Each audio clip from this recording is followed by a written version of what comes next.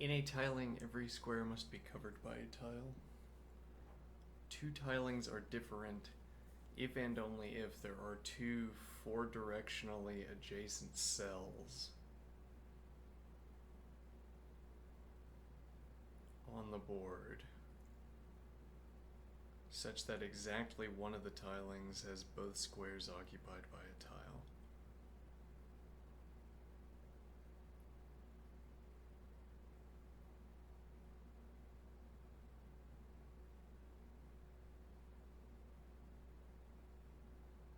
What?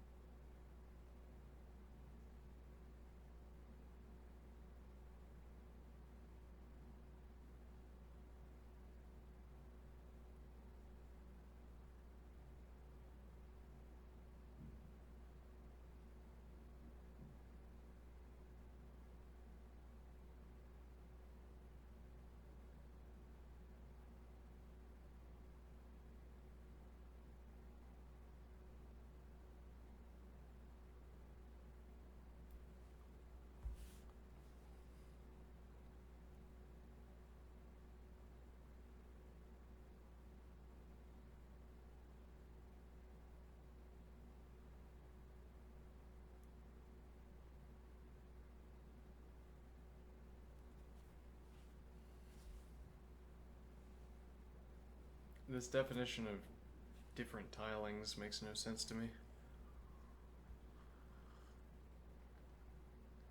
In a tiling, every square must be covered by a tile. Two tilings are different if and only if there are two four-directionally adjacent cells on the board, such that exactly one of the tilings has both squares occupied by a tile.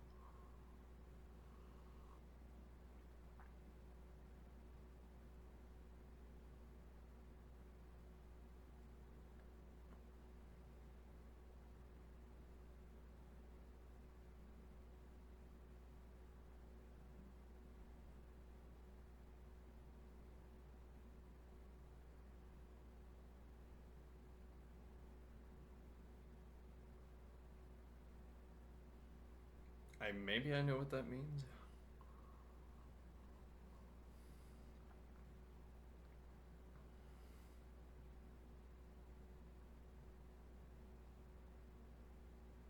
So I could pick two squares. I don't know what four-directionally adjacent means in the context of having a 2x-in arrangement. I don't know what it would mean to have a four-directionally adjacent cell. That would suggest, I think, that you could go above the cell, like up here where my mouse is, and then around the cell, but you can't do that. Well, I mean, you can go around here, but you're still missing up. Yeah, whatever. All right, so how do we solve this?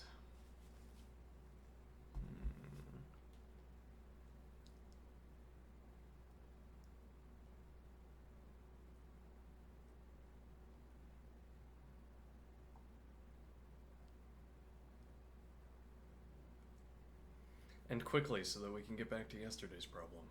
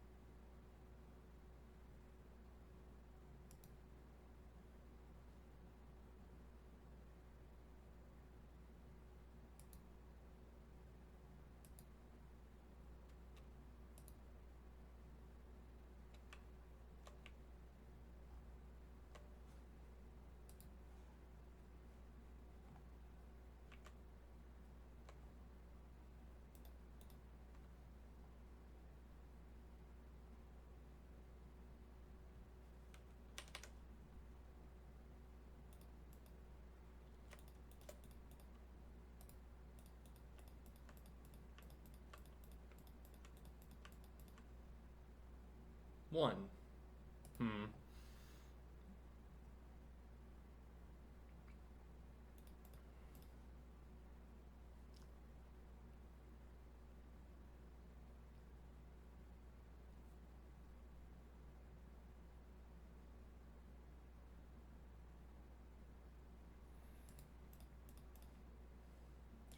There's a kind of baseline case.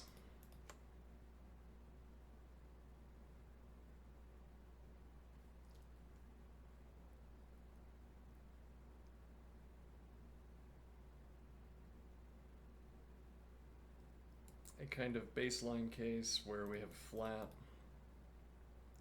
And in the case where we have flat, we can go with either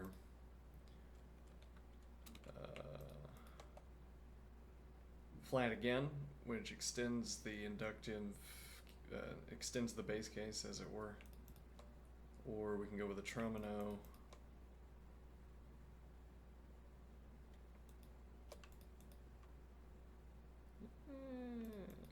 It's not really as illustrative as we'd like, but yeah, we could do a tromino, but we could choose 2 trominos. But if you choose 2 trominos, then rather, if you choose a tromino, you have to choose a second one.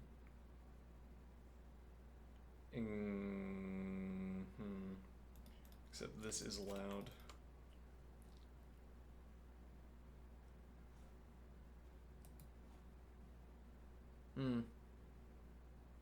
So it is.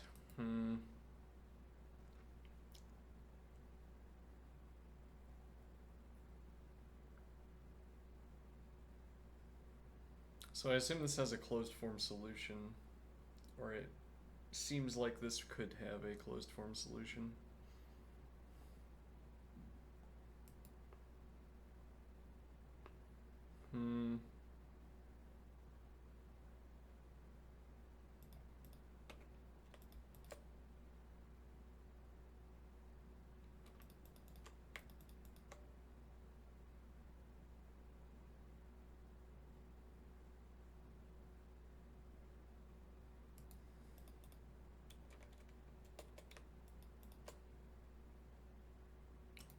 If I have a vertical,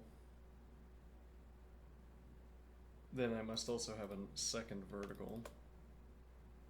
No.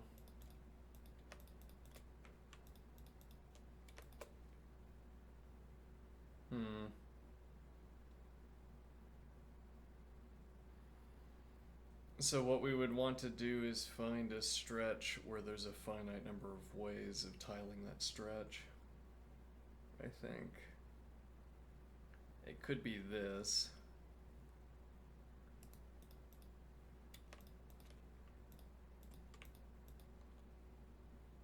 One, two, three. Let's catalog these.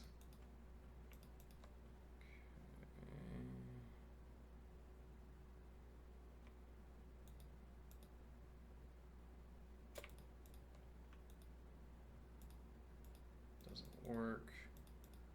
You'd have to have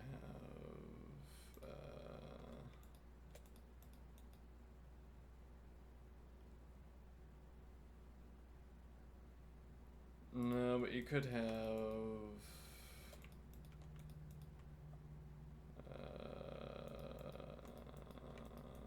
like that.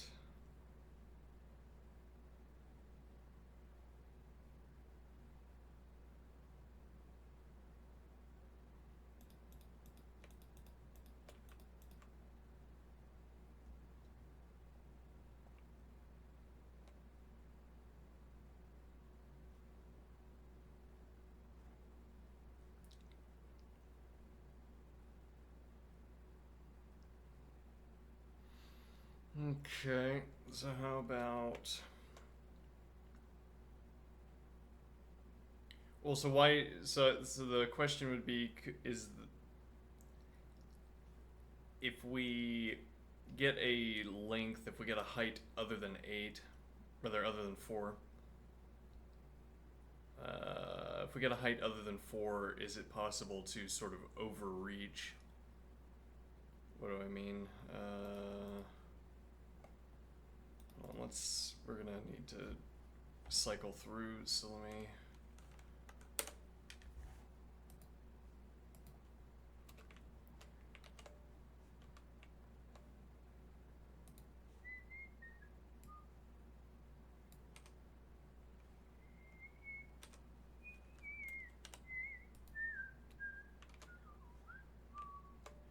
Okay, so we have this. Okay. Now, if I have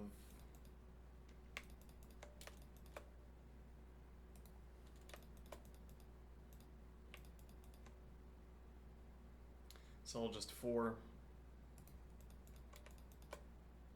No, it's not all just 4. Could also be 5.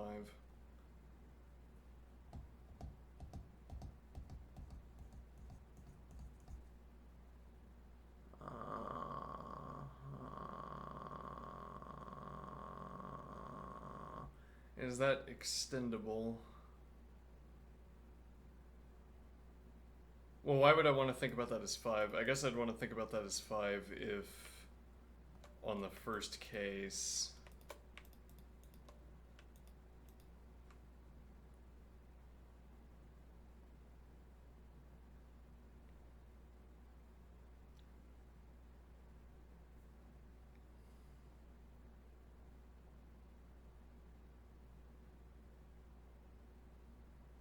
okay, though notably if you proceeded with that pattern again,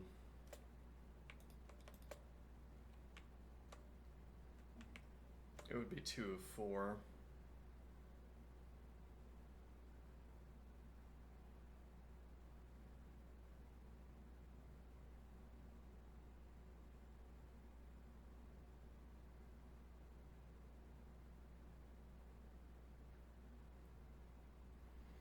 So I guess the idea would be that while we could start with this kind of combination, I did it wrong.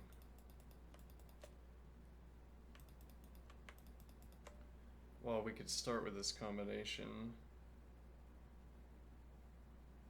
still the process of dividing down by 8.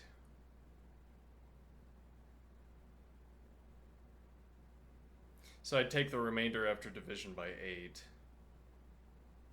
And then the idea is that there would always be some cluster, some chunk. Okay, and then the question is, how can we arrange the remaining?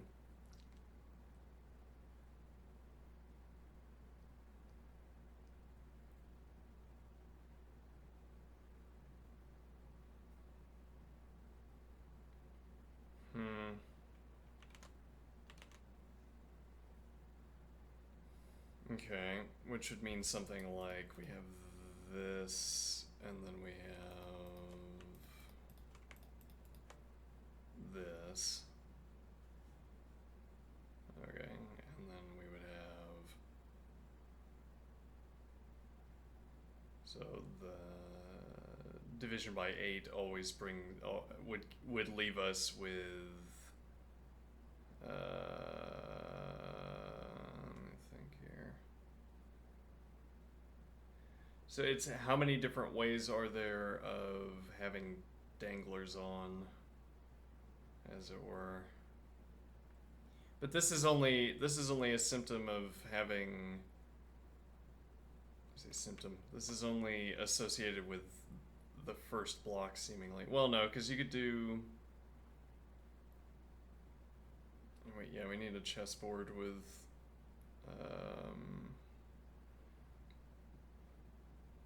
Infinite squares, but with comparable aesthetic. You could have, for instance, up to this, and then you do here. Okay, now the point would be that you can't have more than this, because then you'd be up to 8, and you would fall under one of the classifications for a cluster of 8.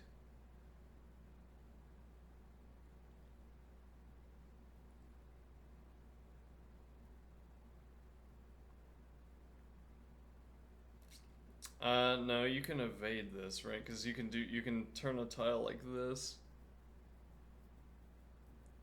Yes.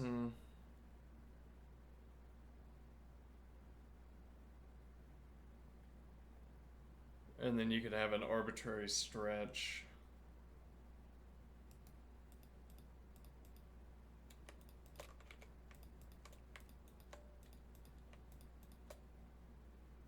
Where you stay offset.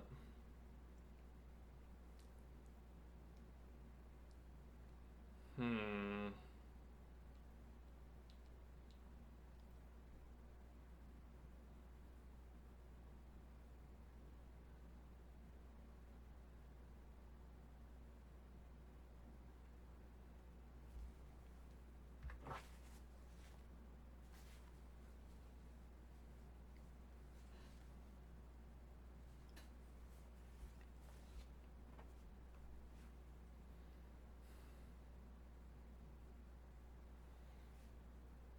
Where this kind of offset could only be terminated by a tromino.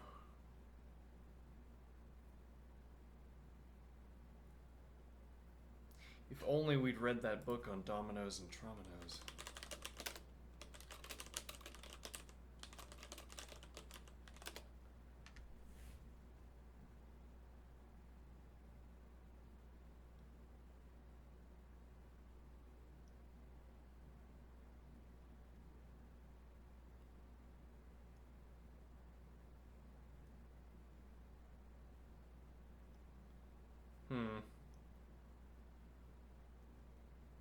The Domino Wizard.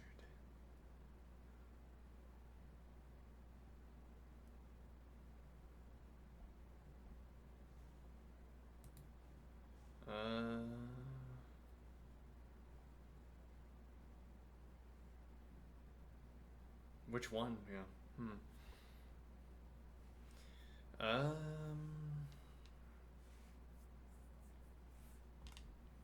So you could have them offset and only to have.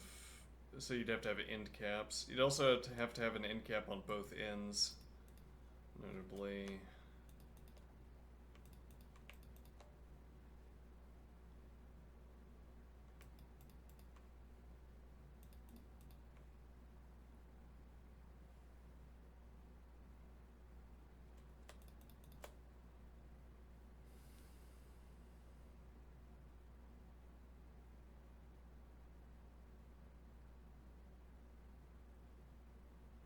And you could have an arbitrary stretch of this. So you'd have this kind of construction occupying as many different positions and sizes as fit within the requirements. Which is to say, if it was 20 tall, if it was a 20 stack, you could take this shape and translate it up and down. But then similarly, you could take this shape and translate it up and down.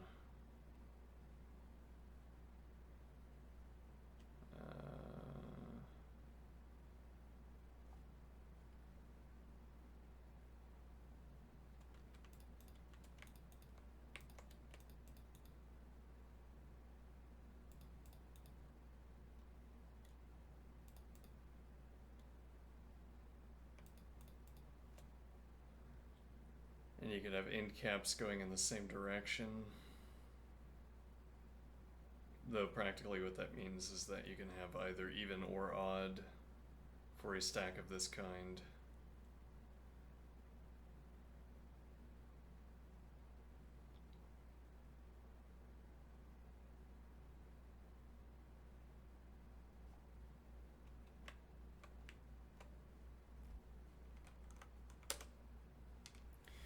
Let's do it.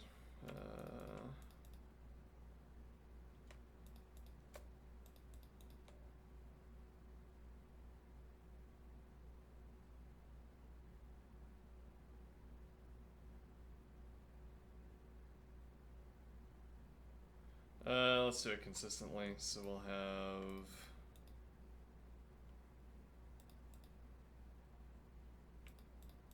That's one of the 8 though, which gets categorized differently.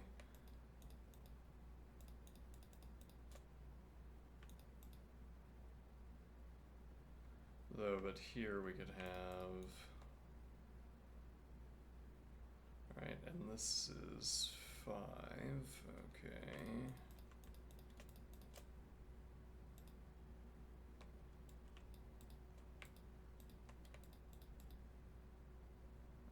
We should be able to get, alright.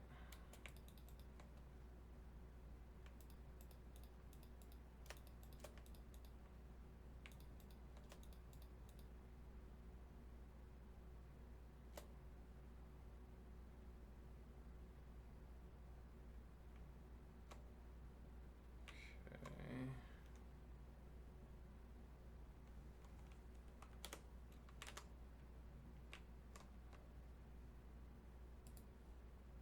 The pixels are free.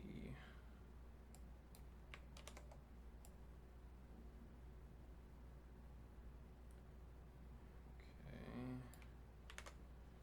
Now,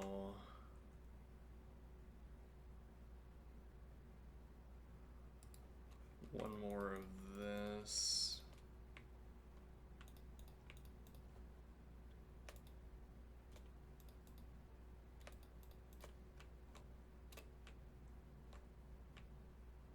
And these are not interchangeable with structures, with smaller structures.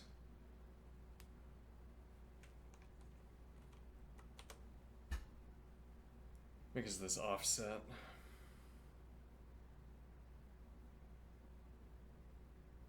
Alright, but I'm also confusing myself, right? I'm confusing myself into thinking that...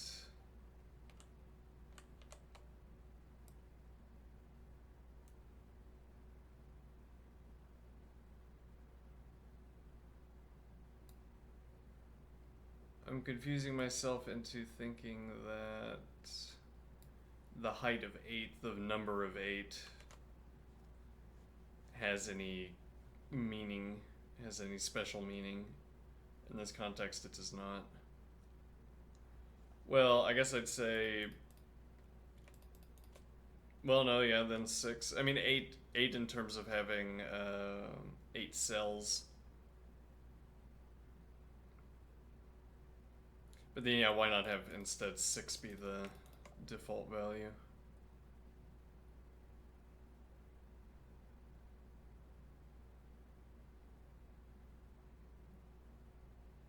Well, there's a distinction here, I guess. If we do...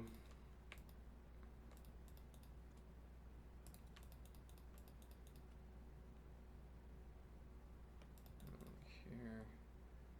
Okay, that gives us 6. If we extend that specifically, it can only be extended by certain quantities. It would be maybe this.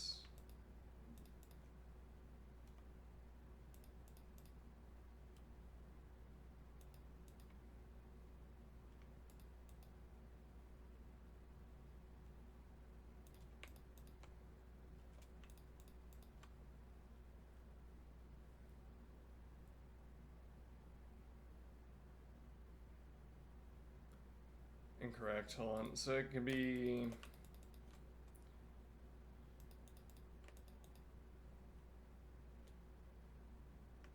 this immediately.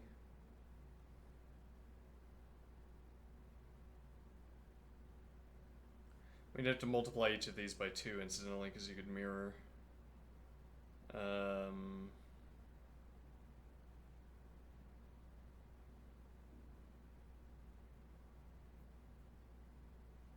So the real alternatives here are...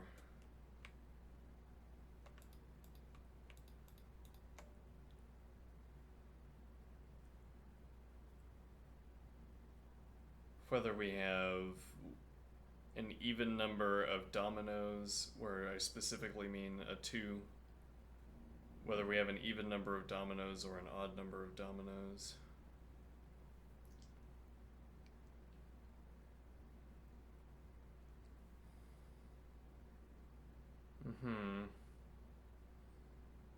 I don't think I know enough about combinatorics to do this one. I think this is time ill spent.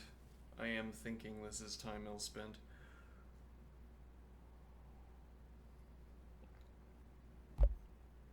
I just don't know enough about combinatorics. I can keep finding different patterns like this.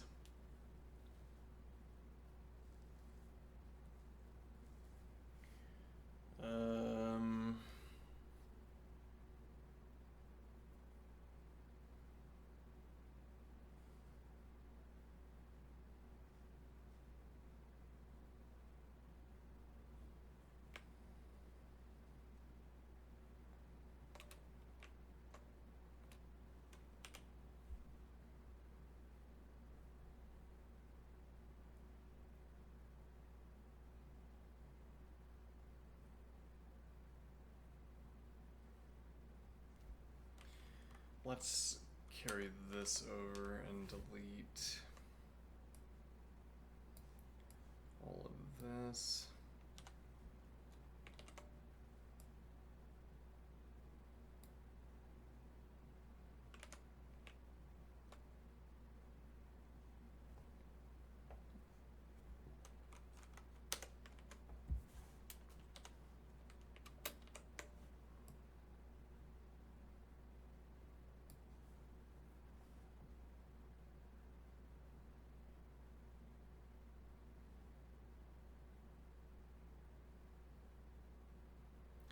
Alright, but the idea, I think we have much of the idea, which is that there's a finite number of distinct ways of arranging.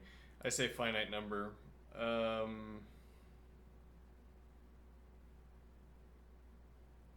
There are distinct classes of ways to fill.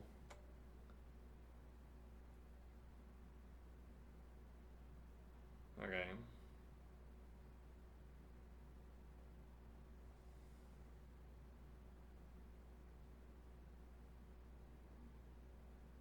And the only idea we have to figure out is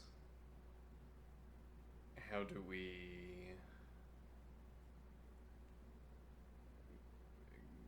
need to take a finite collection of such ways to fill and then translate them up and down and find out their combinations with each other. Yeah, though that's gonna make things more difficult as well, because you combinatorics, mixing and matching these. Well, all that means though is that we have let me think here.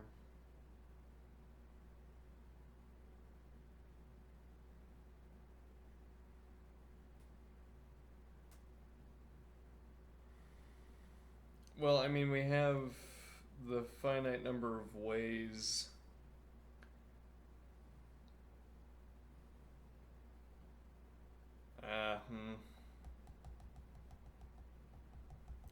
Yeah, well, it would be like in, choose in, choose in, choose in, choose in, etc.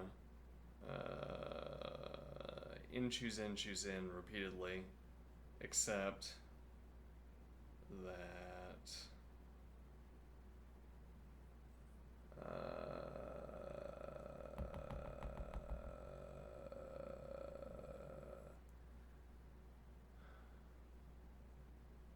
well, each in value is different, so if we were trying to perform an in choose in operation, or I say in value, each tile stack height value, so 3, 4, 5, 4, 4, 4, each tile stack value, when I choose it, subtracts a different amount from in. And then let's see. Though I was about to say then we have to cycle through translations, but actually I'm not sure that's this is the math of combinatorics is keeping track of which cases you've covered already and not overcounting, not double counting. if I translate a stack up and down,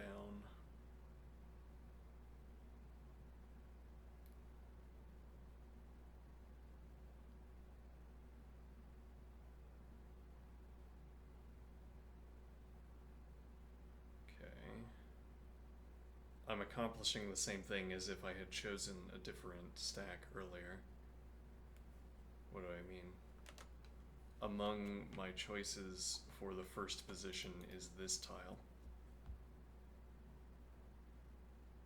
Okay. In the branch where I count this case, I choose this first. We're counting from the top here. In the case where I choose this first, I could do a follow-up like this, a 2x2.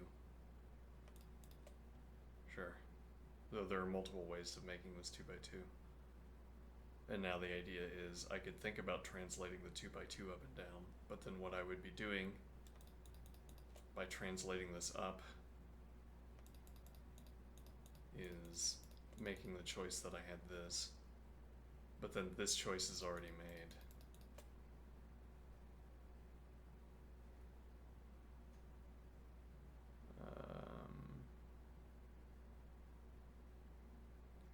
This choice is already made by choosing red first.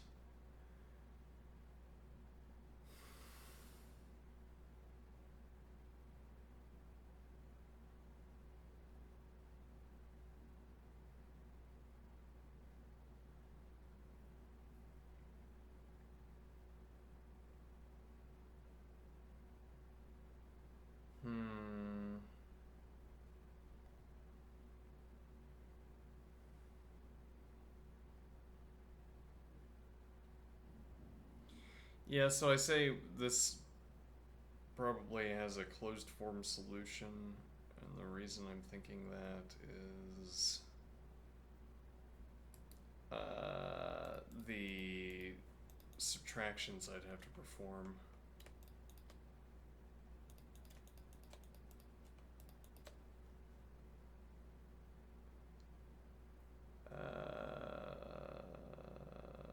We'd be performing a lot of subtractions.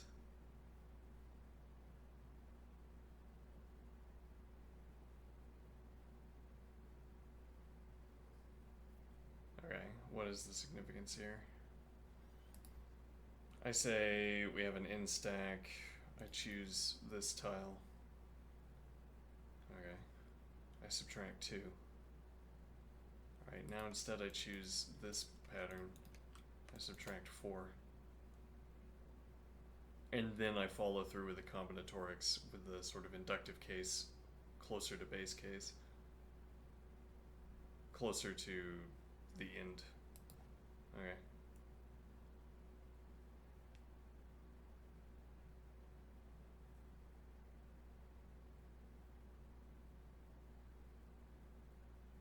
So maybe that's how we should be approaching this. This is a base case. There's a finite number of base cases.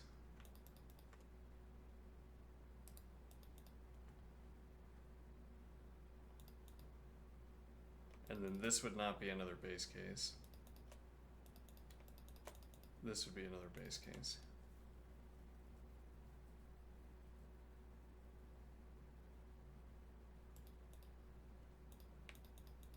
And this would be another base case.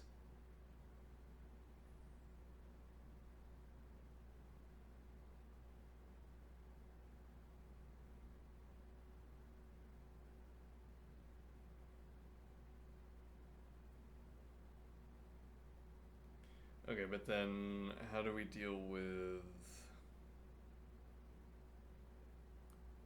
the special case of, let's see, how do we deal with the special case of,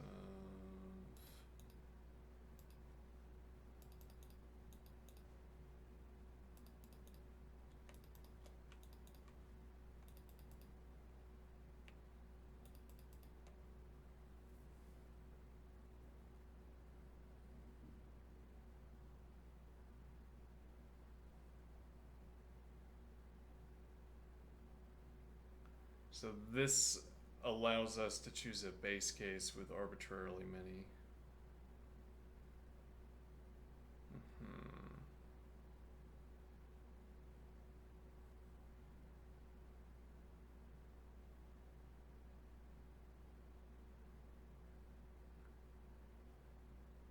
So I could start by subtracting 2, by subtracting 4.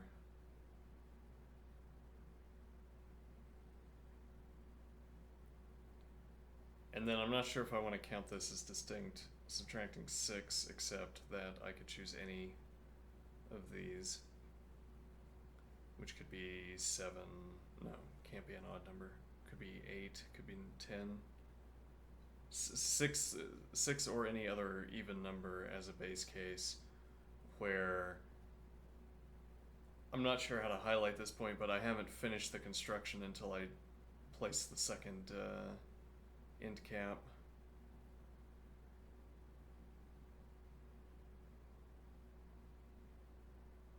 Is there a hint for this incidentally? No.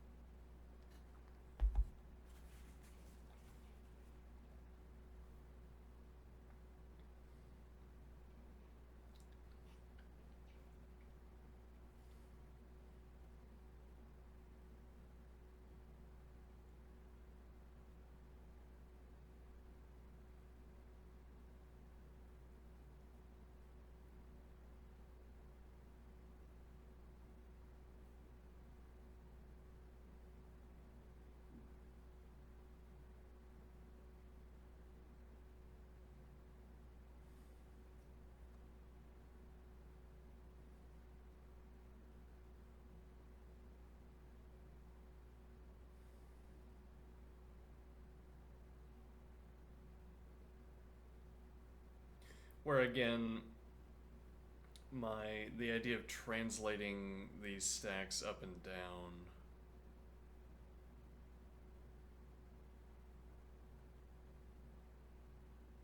corresponds to a different position in our current approach.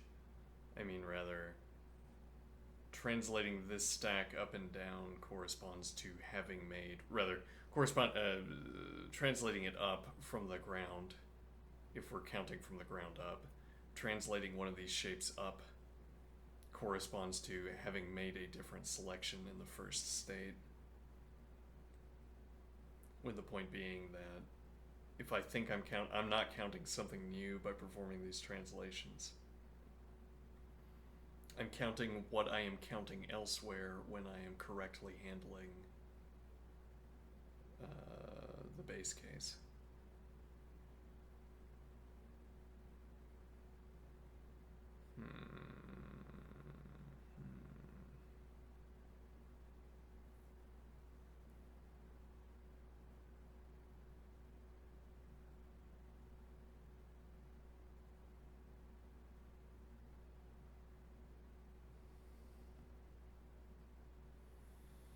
No, but what do we do with this translation idea?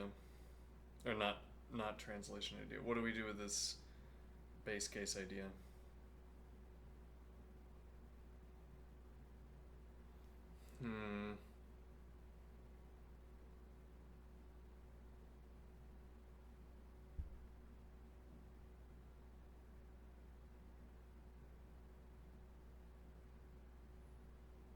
Well, yeah, we say so I choose 2, I subtract 2 from n.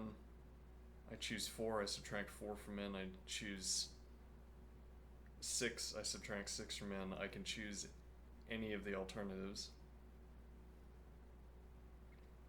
Any of these alternatives for choosing an even stack as well.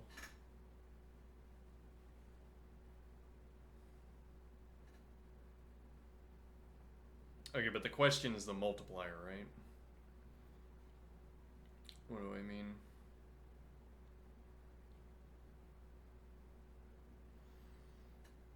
There's one way to choose 2, like red at lower left.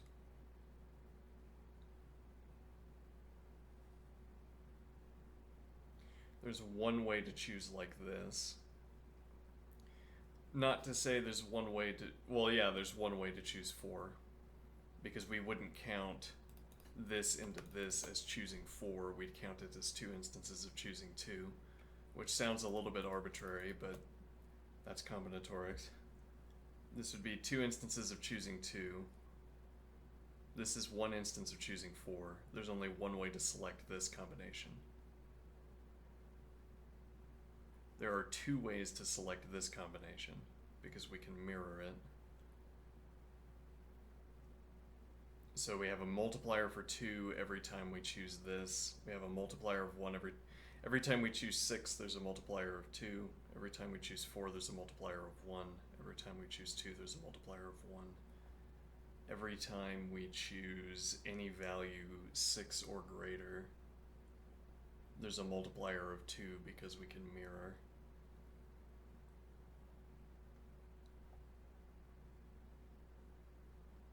Okay, now I'm thinking we're going to get time limit exceeded, but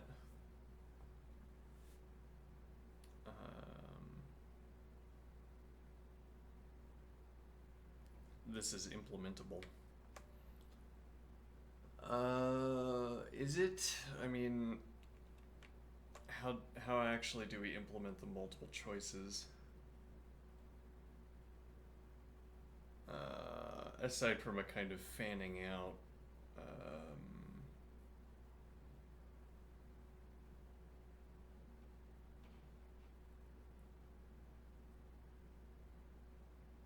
a fanning out recursive approach.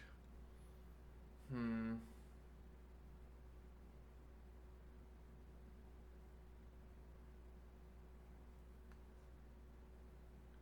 need to clean my computer screen.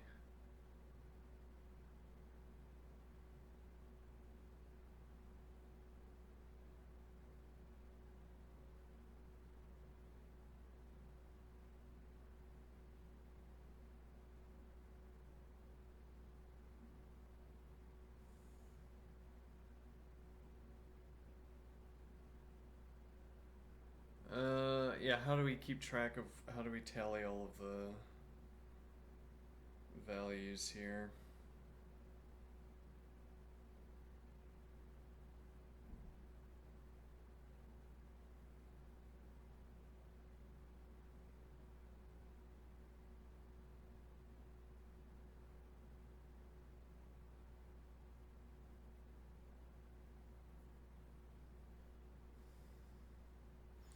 Well, and the difficulty here is that we're subtracting different quantities. We're subtracting 2, then 4, then 6, then... Well, yeah, we're subtracting any even number at a time. But that means, yeah, different selections would split off because we have to subtract a different value from n. Well, n or 2n, whatever.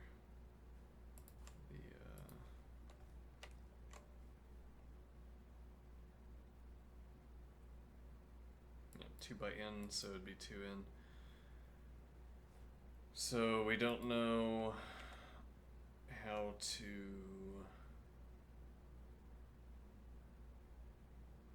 track numerous trails of subtraction.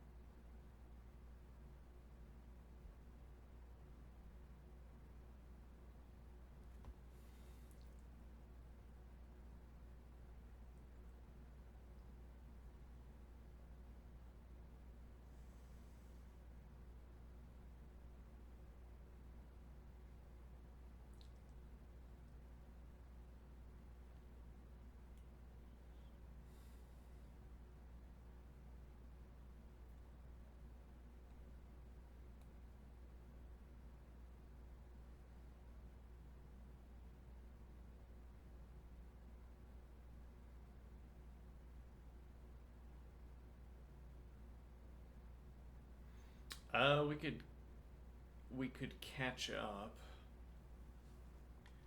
What do I mean? No, I don't think that's gonna work. The idea that struck me, if we were limited in the size that we could do here.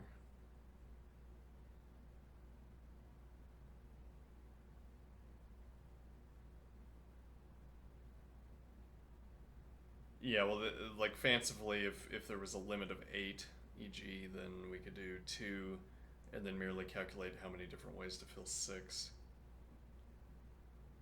And then we could catch up to the fastest moving.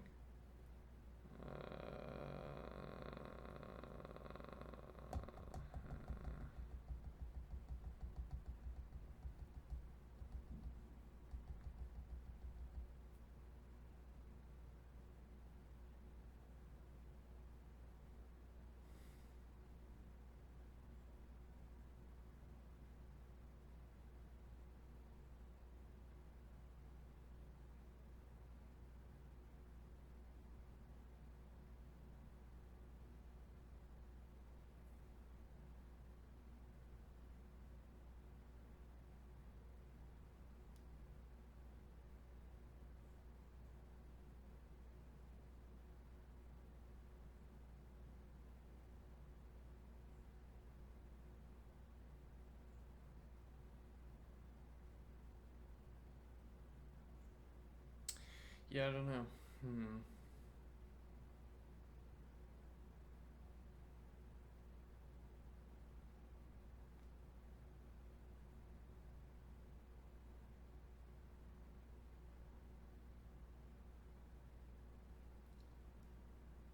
Yeah, well, I don't know how to set up those, like the horrible recursive Fibonacci solutions that take more memory than grains of sand in the universe or whatever. I just don't know how to set those solutions up because I never do them. But that's effectively what we would want here, right? I also don't know how you would memoize. Wait, maybe there is a memoization solution. I mean, there's one way to fill 2. There's 2 ways to fill 4.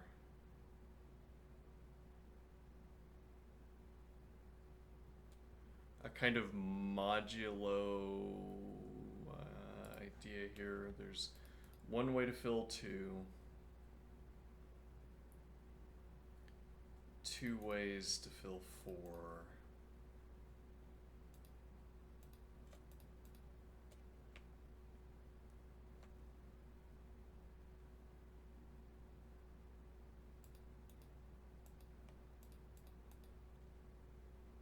And 3 ways to fill 6. No, more than 3 ways to fill 6.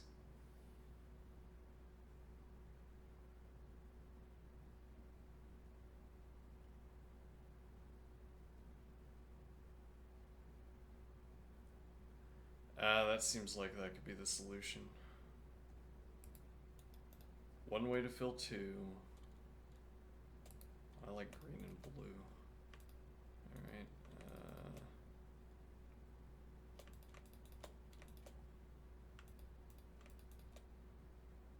2 ways to fill 4.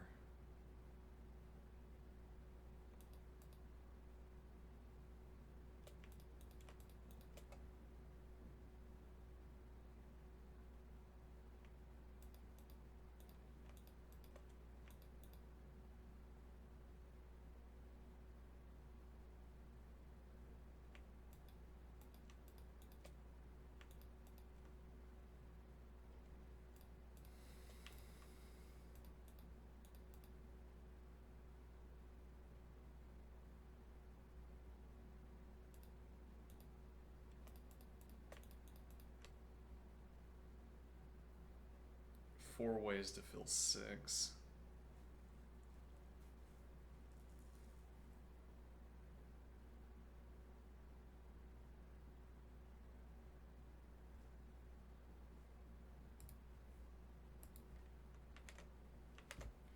one way to fill two, two ways, one ways to fill four, and then we're saying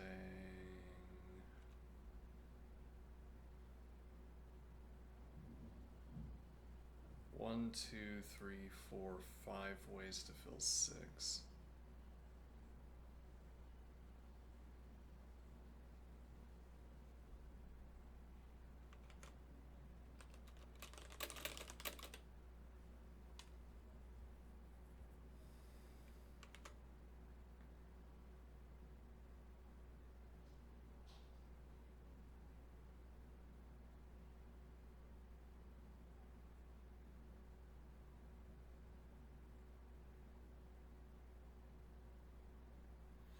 Yeah, I don't know how to think about that. What do I mean? So this would be 4 into 2. This here.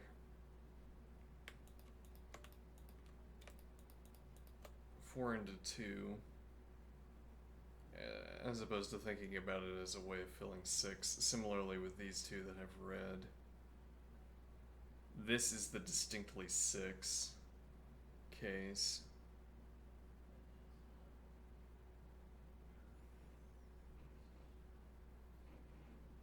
But then correspondingly, there's the distinctly 8, distinctly 10, which is extending this shape.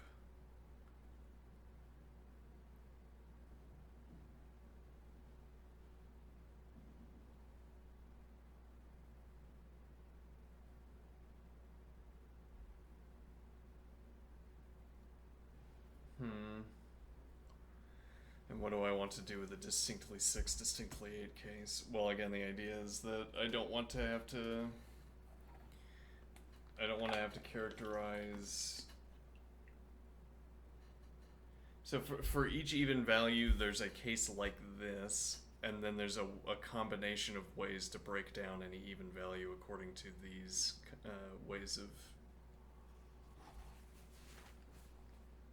ways of constructing.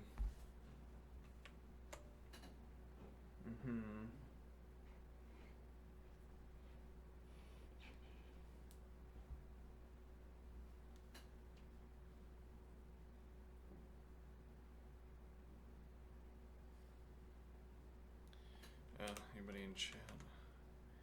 Any combinatoritions in chat? No. Alright.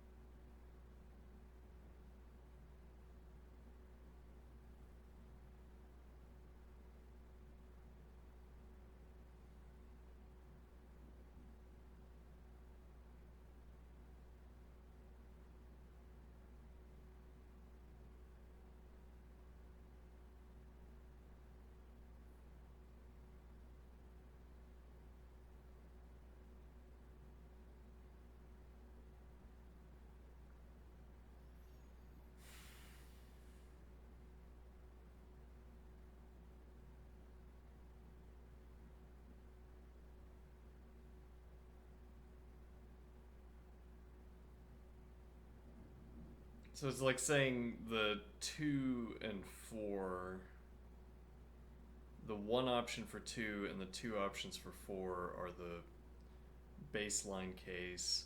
Then for any stretch that I can cross greater than 4, there are an additional 2 ways of crossing that gap.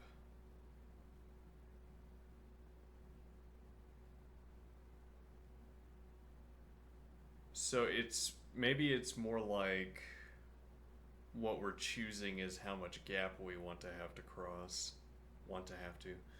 It's like we're choosing how much gap we're crossing.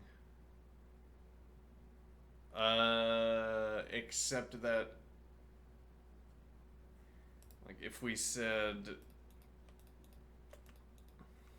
let me think here. If we said the gap we're crossing is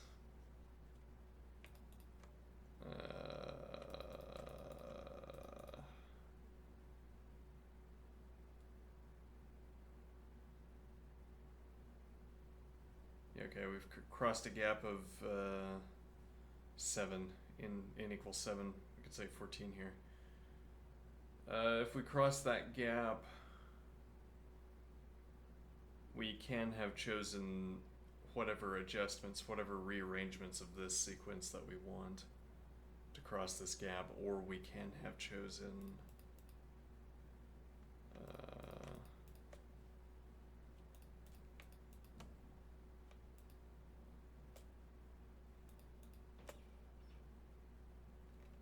one of these two configurations.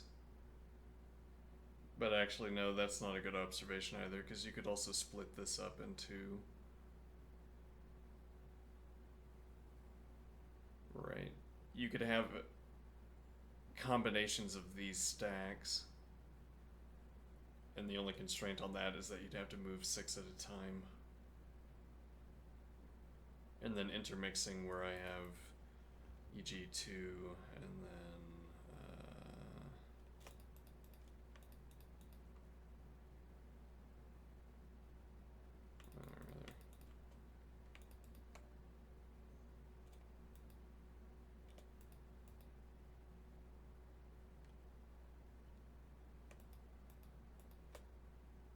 kind of awkward, but yeah.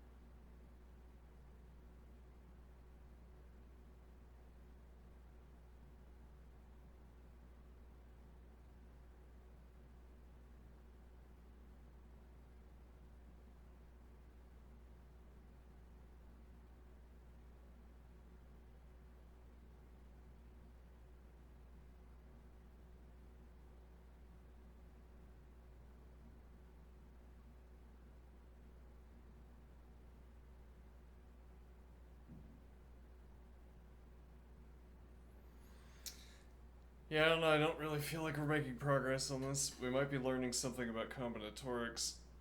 If nothing else, learning, again, why I don't like combinatorics.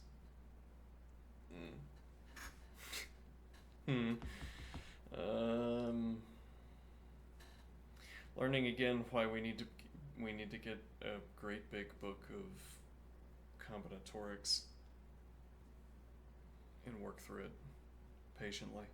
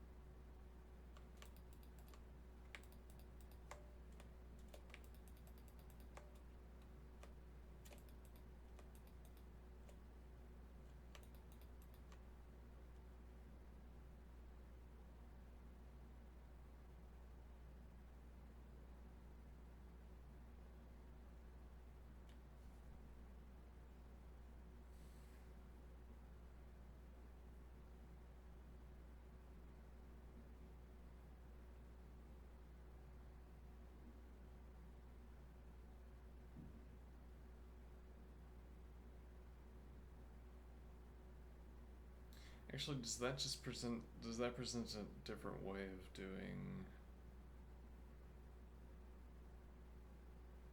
No, it's the same pattern as here, it just looks different.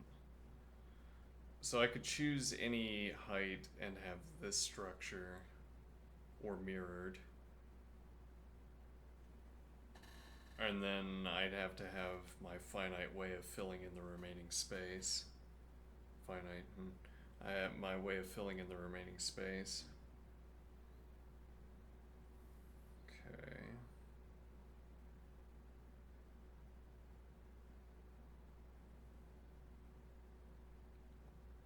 So I would have 2, and then I would have 2 more with 1 stack of 1s, or rather this 1 on its side domino, and then 2 because once again I can mirror this construction, and then I have this. Now I have a 2x2, which can either be 2 dominoes stacked on top of each other, or they could be 2 upright. Okay, so this would be 2 squared. And then if I reduce again,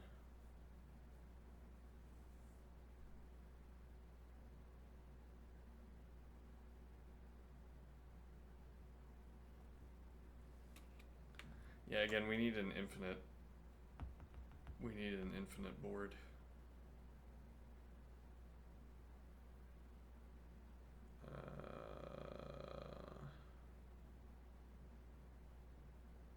It's tedious to have to reset and not being able to extend the examples. Though we could also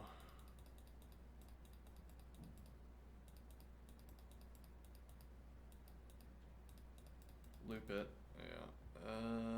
Let's see. Okay, so we could have.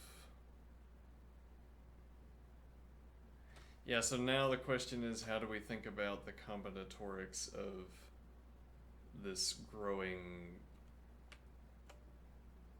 point here? So we're shrinking this region. So we're opening up, for instance, this possibility. Once we shrink again,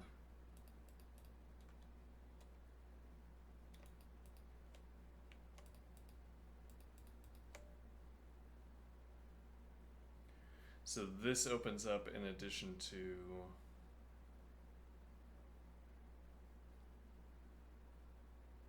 let me think here.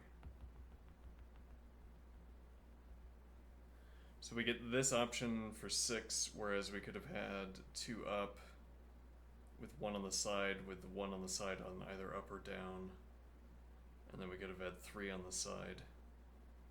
Our ways of filling 6.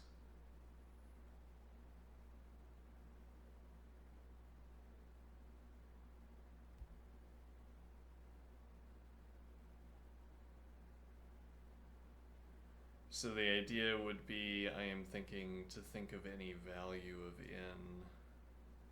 Well, the idea would be that we could memoize, I think, this way of solving the problem.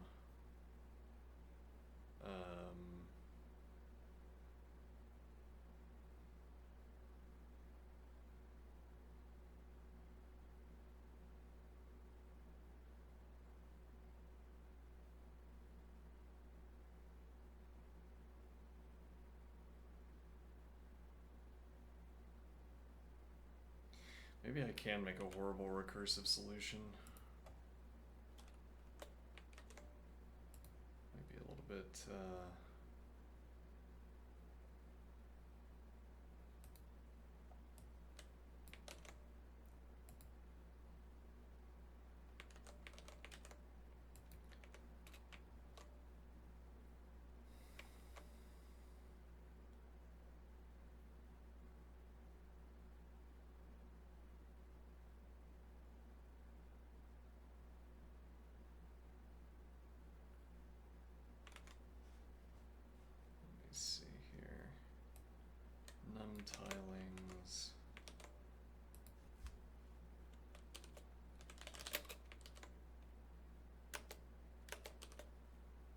state if 0 in cond 0 in 0.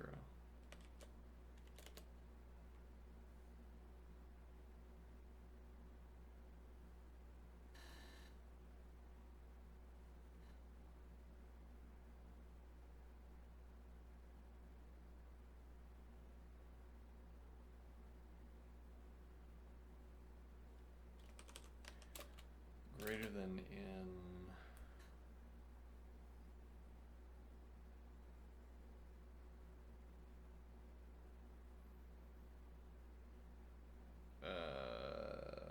hold on, let me see here.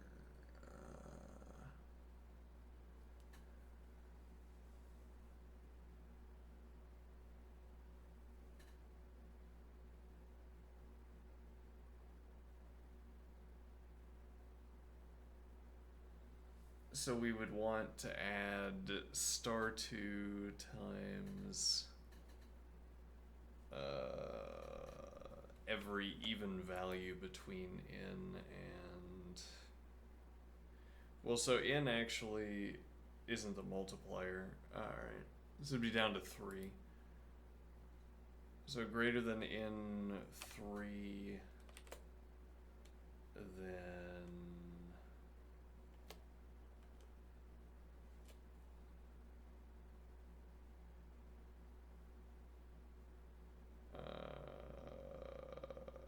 let me see.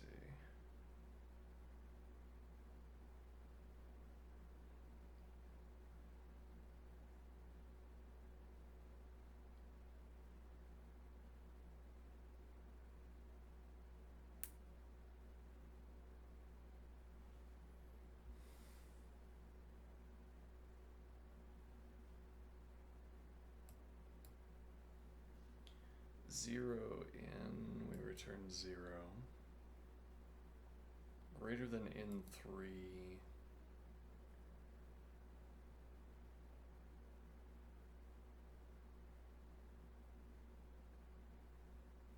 Then plus num tilings minus n1.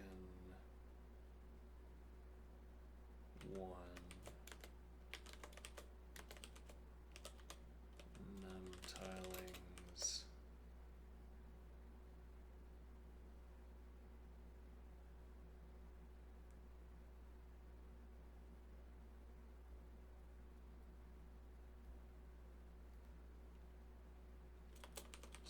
*2 minus n2.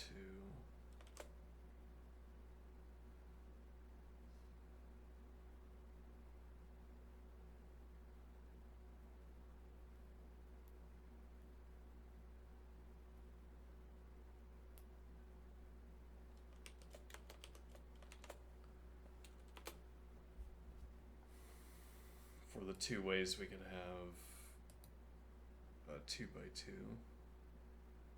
Okay.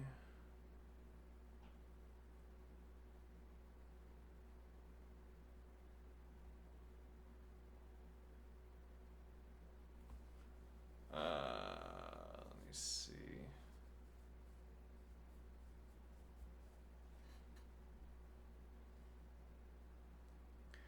And now the idea is that we want to add num tilings minus 3 minus 4 minus ... minus n. Also, this should be 1.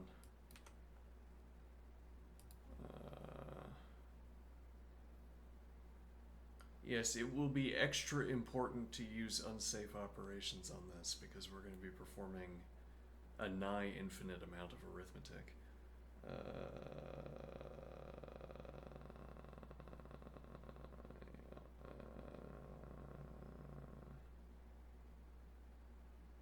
How do we add the output of num tilings for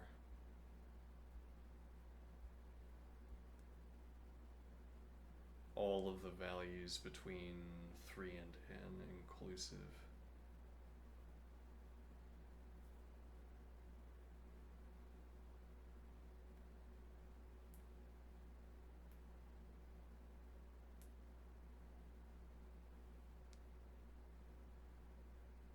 be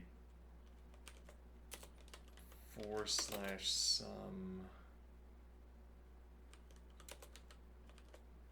I range 3 to add 1 in.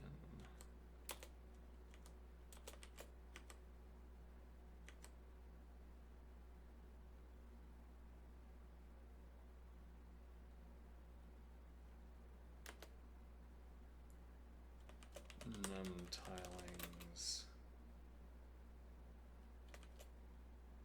minus in I.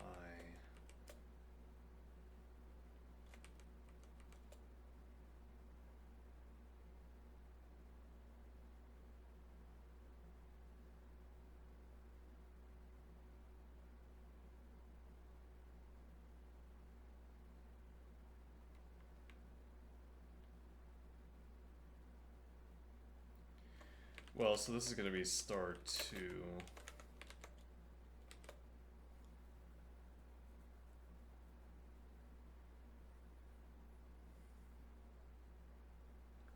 So this would be or 0 in equals in 1, then return 1. And now we remove this, and now this can be range 2, and we remove that.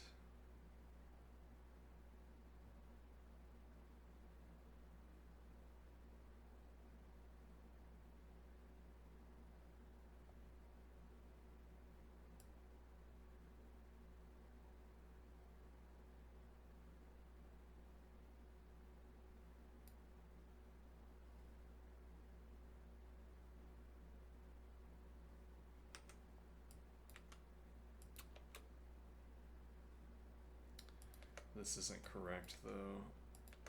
Why is this not correct?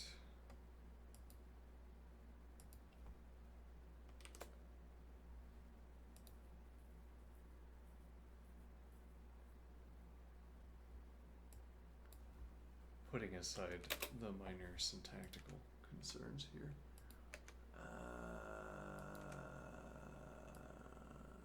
Let's see.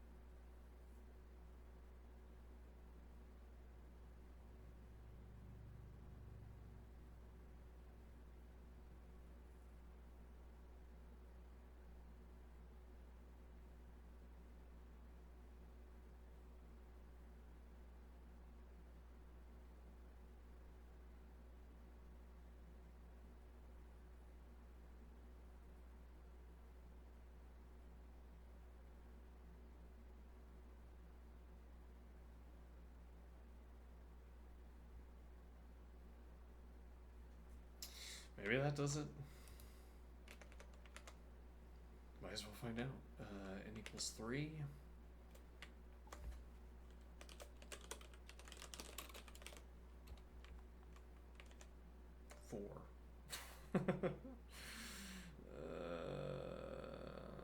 Curses. Well, what happens if we do...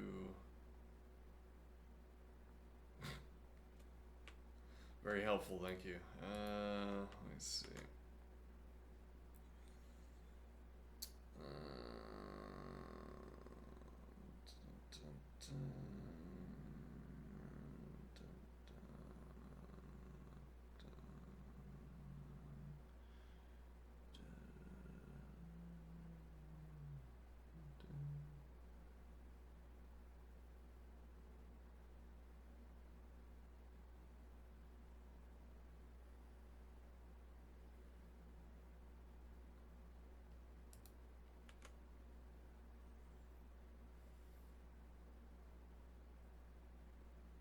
Okay, but if this is our solution, then we're gonna get time limit exceeded, right?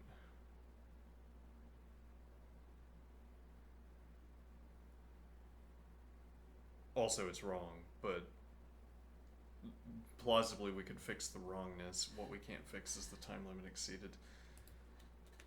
Do we want to do 4? Maybe this is how we want the syntax to look with these.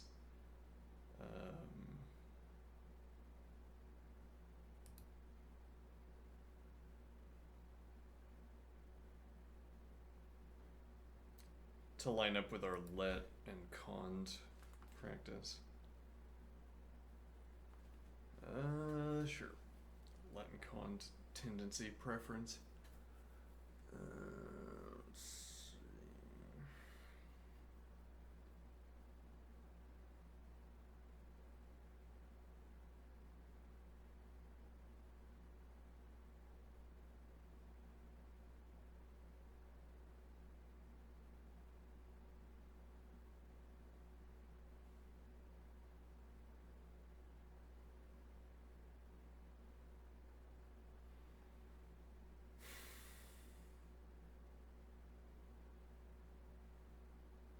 Let me think through why this is supposed to work. So we get through to the end. We have a complete arrangement.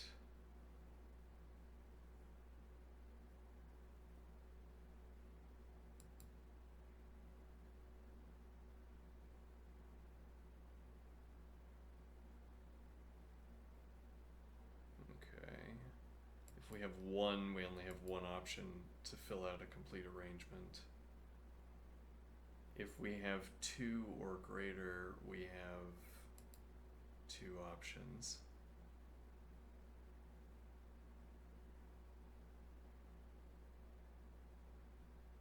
We have, so 2 times, we have the option and its mirror. Well, in the case of 2, we have the 2 on their sides and the 2 verticals. And for every other value,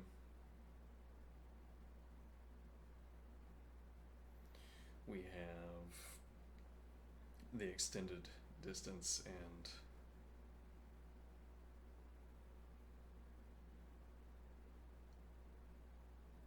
yeah, okay, though we always have the option of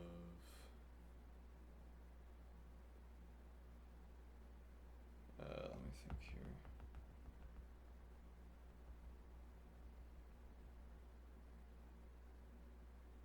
Right, so maybe this is supposed to be plus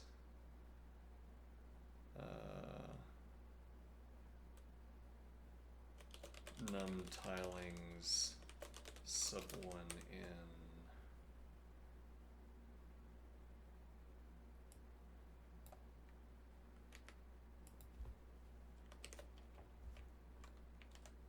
seven.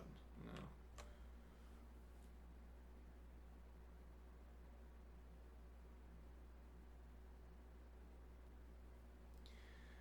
And the idea is that for each in value I arrive at, I could remove 2.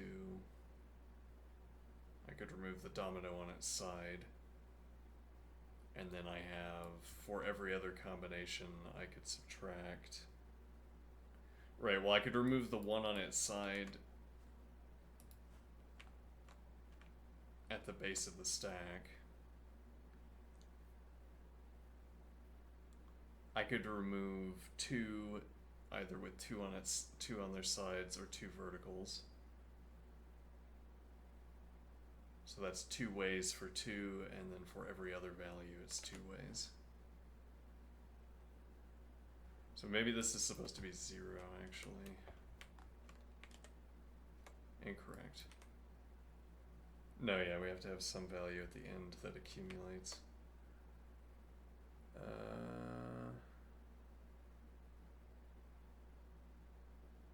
Do we not need this multiplier, maybe?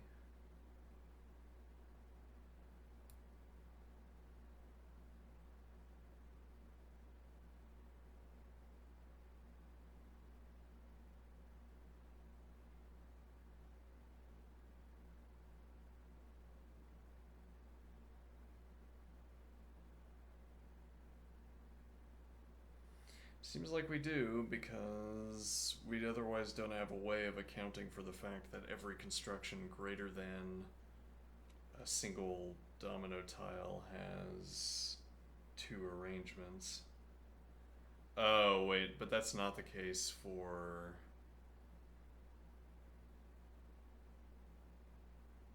Right. You don't actually have two arrangements for...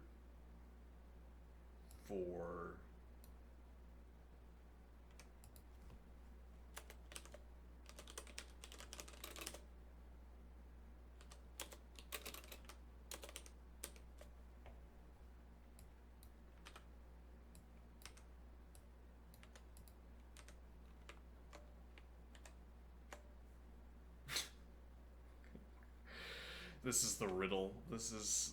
Combinatorics is a pile of riddles, and I hate it. This, the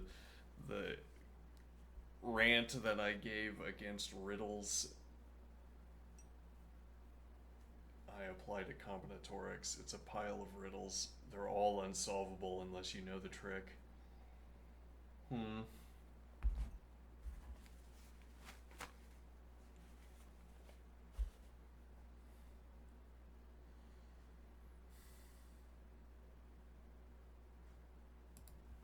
Why not?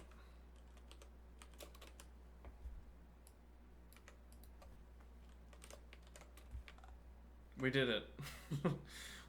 We solved the problem. If I plug 1 in here, I guess we can manually do 4. This predicts 11 cases.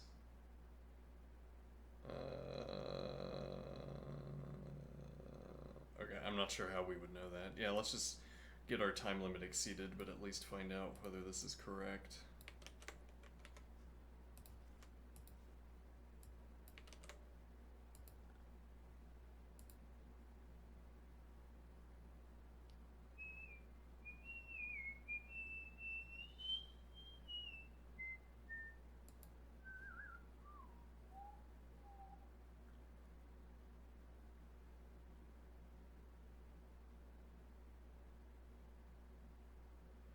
Yeah, looks like it's correct, but time limit exceeded.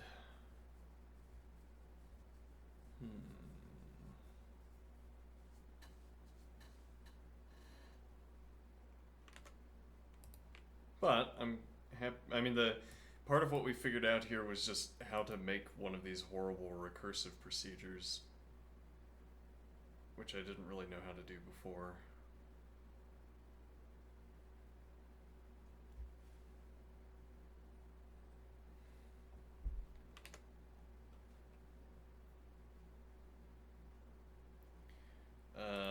In value is 1,000, yeah.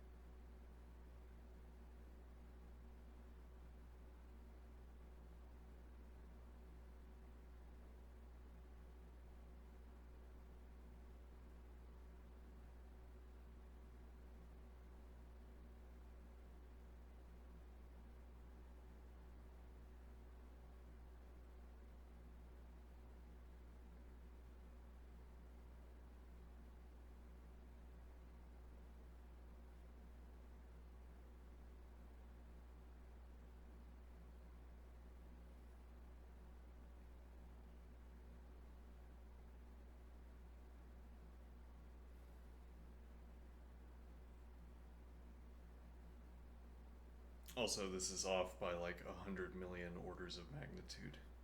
So, minor adjustments are not going to bring us into range.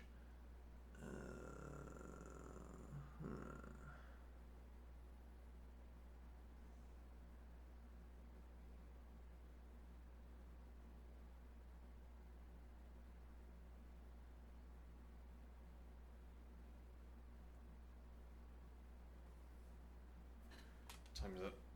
Alright, we should probably stand up. Okay, stand up.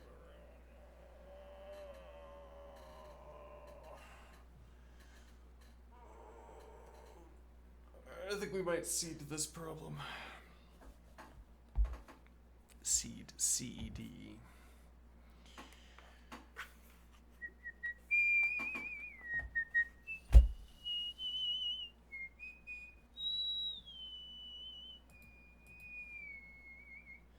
Hi, what am I working on? I am unsuccessfully working on the daily leetcode problem. You're gone.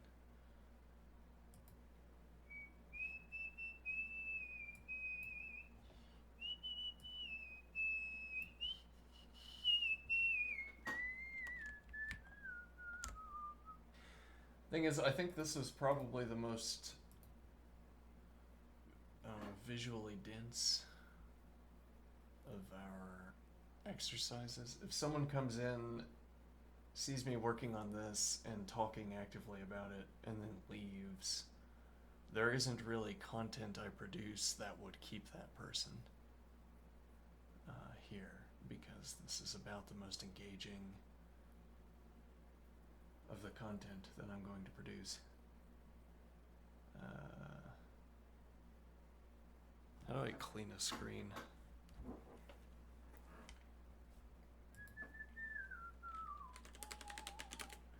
Cleaning an LCD screen.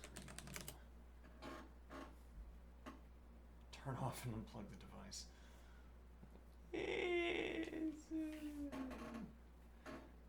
Is this an LCD screen?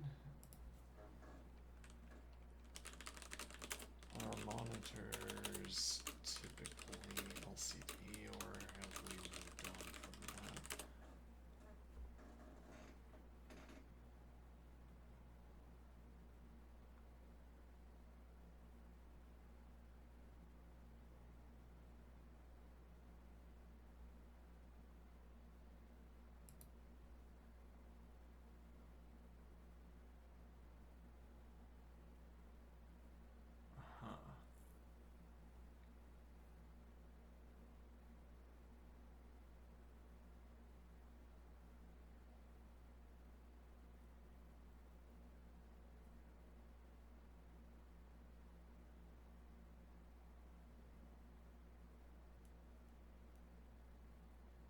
How do I check?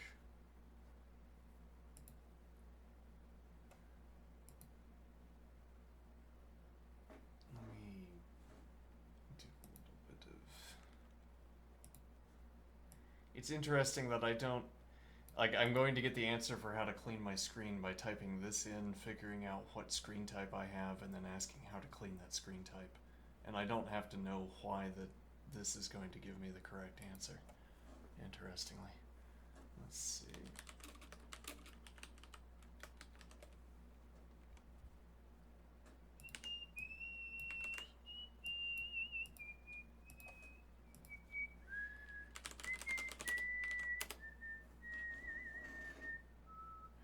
Hold on, I have to go to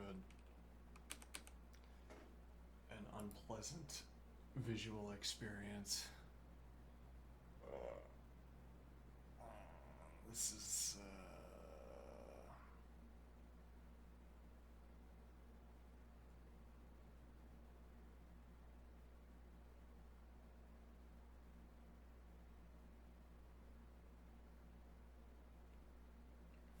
does this mention the...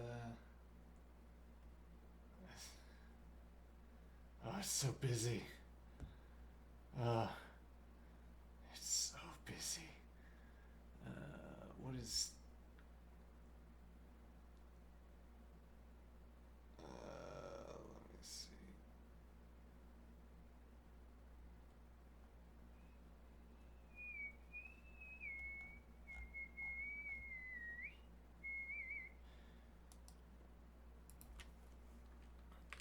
Is the LCD screen. Okay. How to clean an LCD screen becomes the question.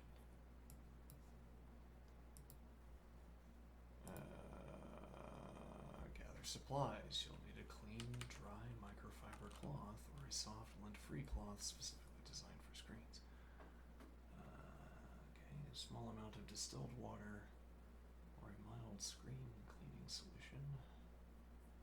Distilled water. I used to have a bottle of distilled water.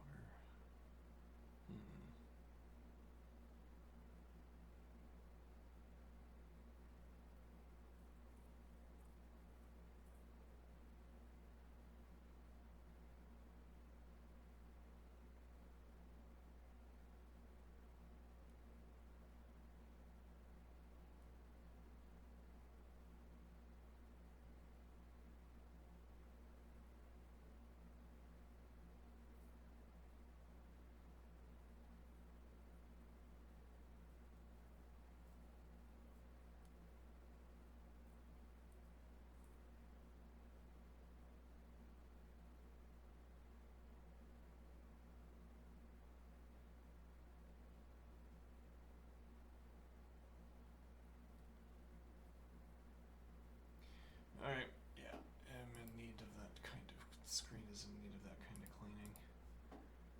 Alright, I will return, and then we will do some kind of exercise or other. Be right back.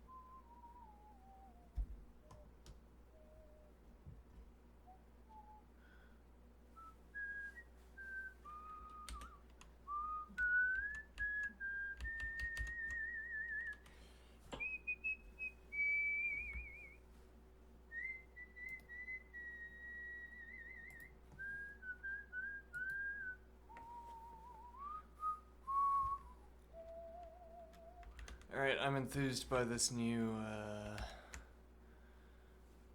way to exercise, so I'm gonna do it more.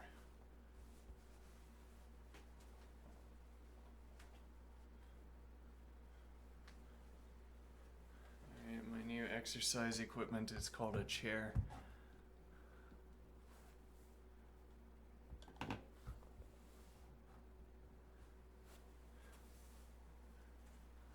Grasp the chair firmly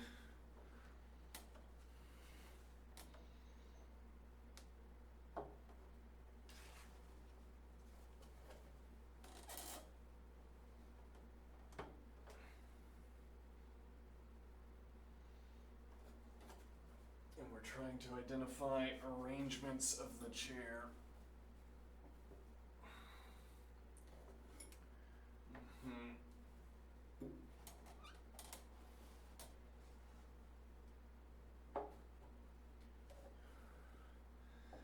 Arrangements of the chair. I need to memorize them so I don't have to search for them.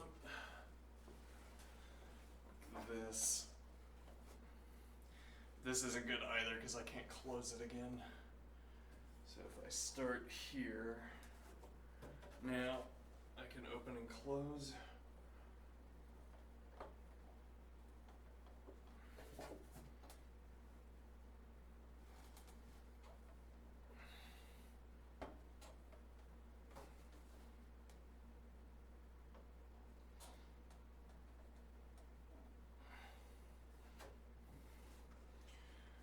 Choose sort of as awkward of a position as I want.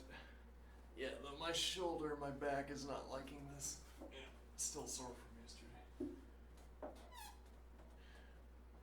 I can choose any combination of grips. And again, the point is to get as awkward as possible. You want to have to struggle against it because you're recruiting muscles that are ill-angled for the job, as it were.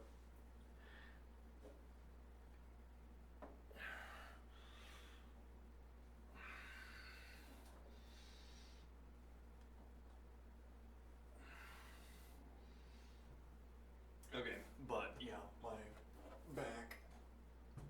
I don't think I can do that 2 days in a row. Yet, anyway.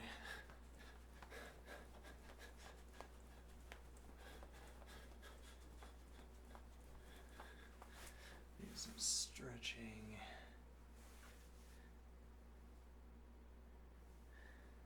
I like the bending around and doing that. That's interesting.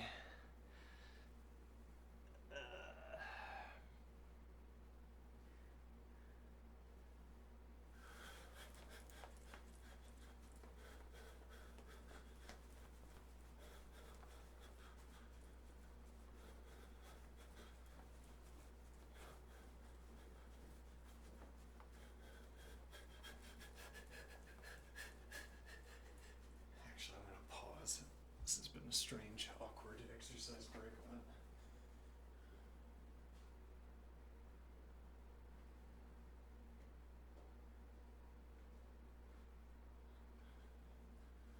hold on.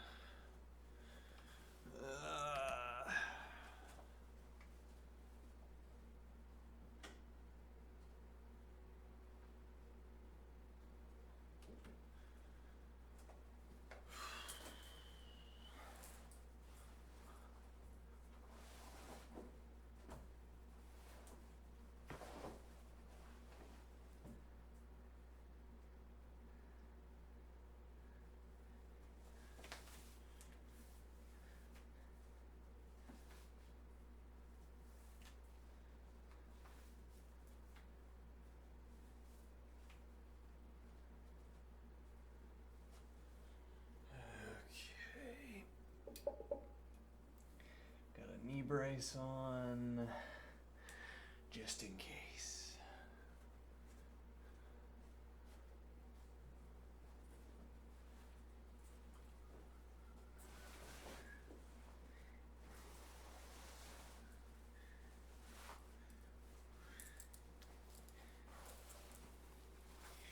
So I've become I'm leaning more towards lean, learning lean.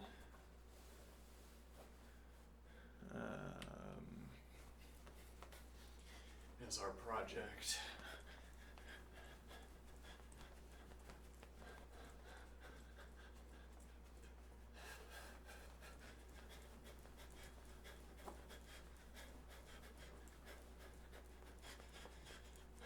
And I think the approach can learn. Well, there's a book published by the same author as wrote, the same author who wrote The Little Typer, The Little Schemer. I'm currently reading The Little Typer as bedtime reading.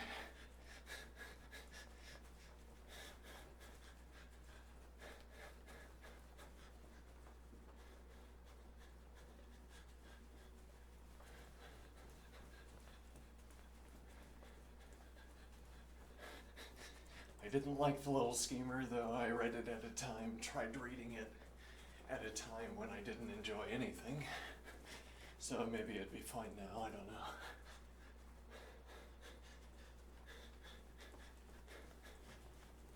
I don't mind The Little Typer. It's fine. Just strange that I'm now one of my primary teachers is one person.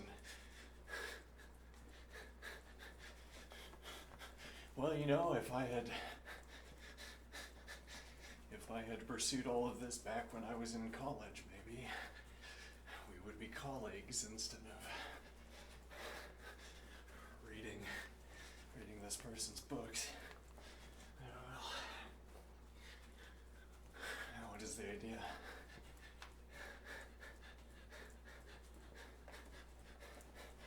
Well, this person also has a book for learning Lean as a programming language, a purely functional programming language.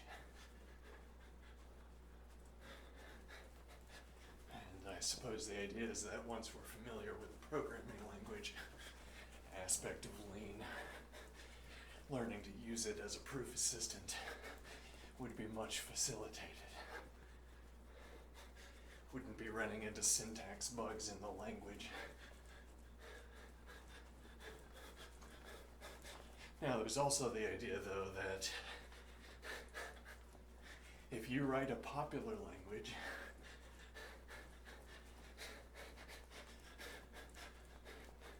good luck. I don't know. I am under the impression that our interlocutor friend is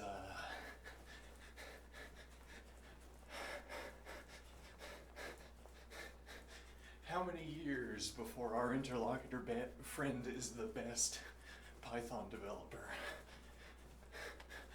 How many years do you suppose? Is it a large number of years?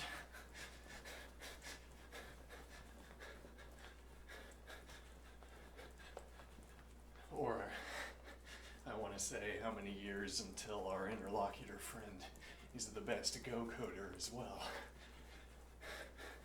Facilitated by the structured nature of Go, idiomatic Go coding.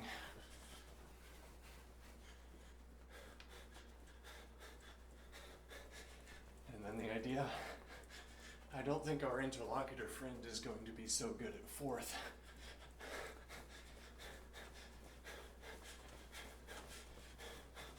Maybe never will be. If the skill doesn't generalize.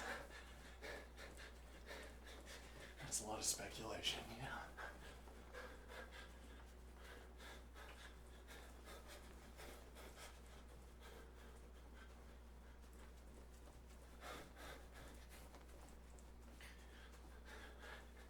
Well, and our friend is not going to be so good at Lean,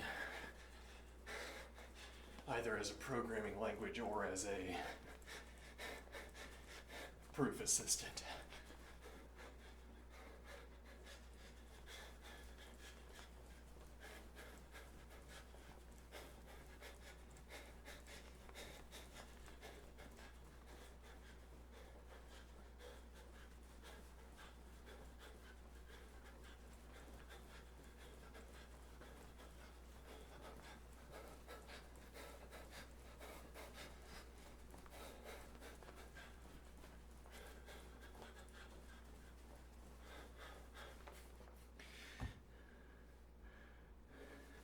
We're gonna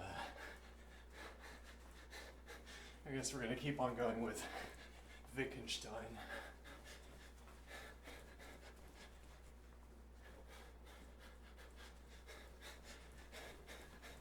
Yes, well, thinking in words. Thinking in words, as opposed to thinking in examples or diagrams or what have you. Explicitly reading a response, thinking it through, recognizing what the response expected or believed about my original post, what my post believed about the preceding response. We need to practice that, I suppose. Not bad to practice at any rate, and working through remarks on the foundations is a candidate exercise towards that end. Okay.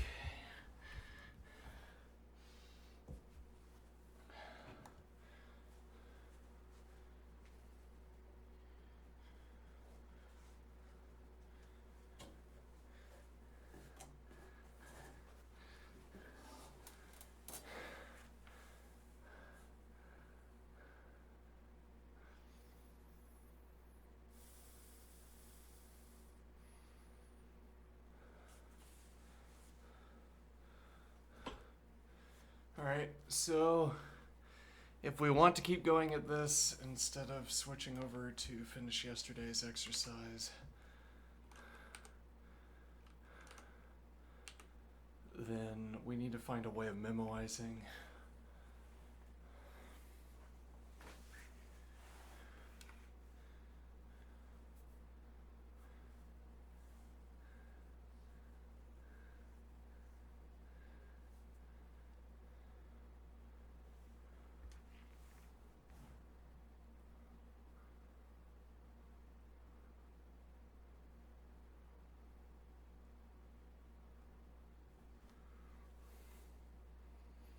So how do we memoize our answers?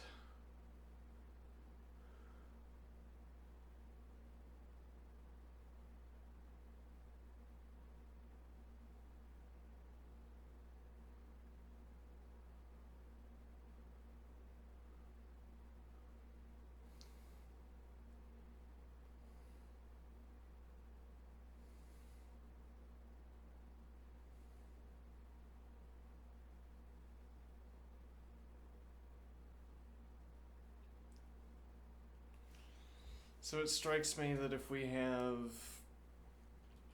all of our answers memoized up to health in,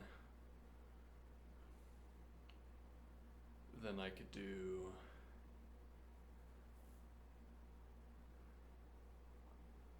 let me think here. Well, then I could just do 2 times health in. No, that is incorrect. Because you could have structures that cross the health endpoint. But the idea of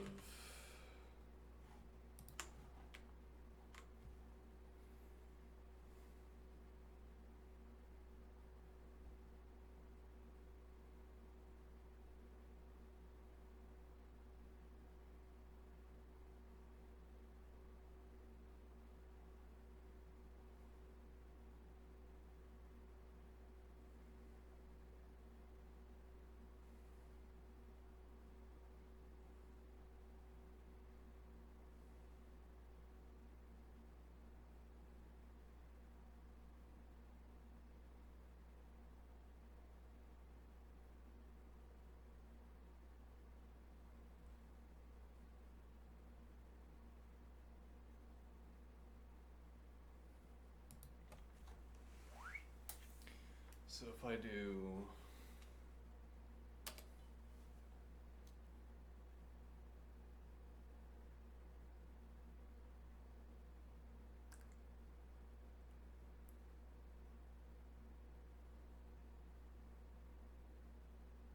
so we have a hash table. Okay. We have a hash table.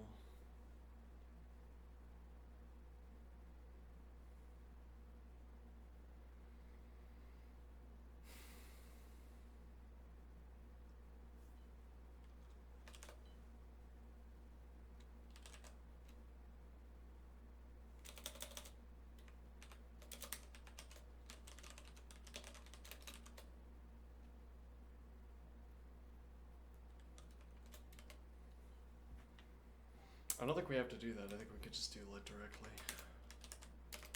Let ref sum hash ref hash in dot sum I and false.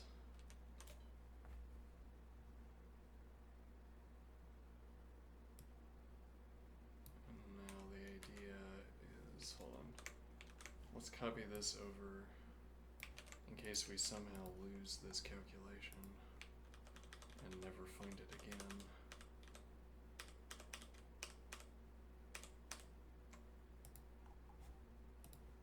Okay, and now let's do the critical here.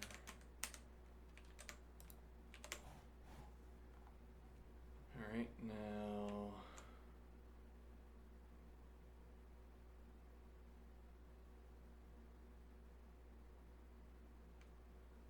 ref sum, if we have a sum,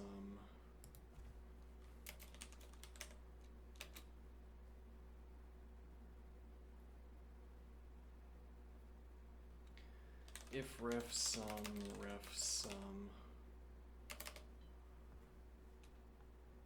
else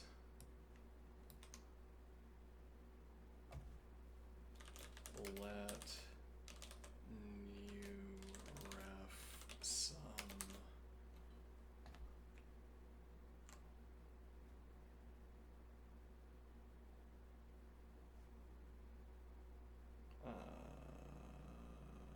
this would be num tilings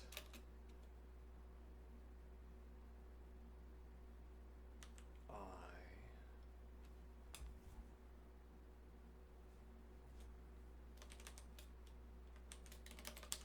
begin hash set hash in dot sum I new ref sum and return new ref sum.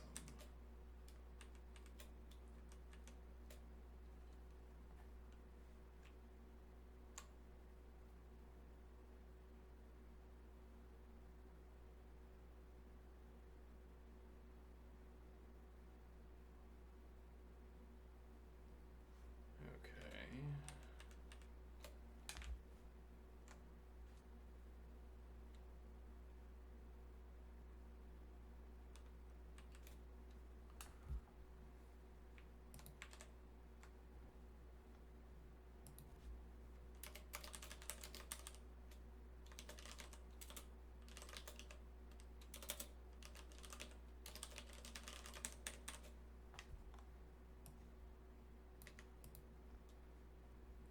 Seems like more parens than we would typically have at the end of a function like this. The begin operation contributes to that. Also the let into if into let. Yeah. Oh, so we could do, yeah, but, so yeah, we could, yeah, curiously, yes, we could make the,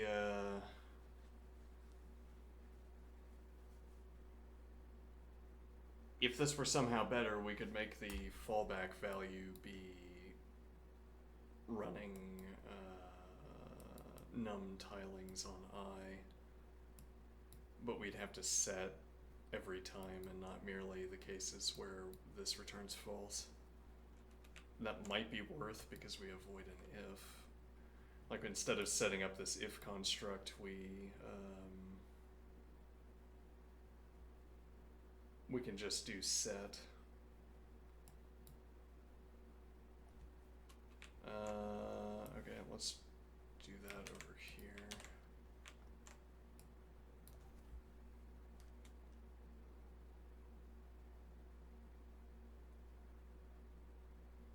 So this will be num tilings I.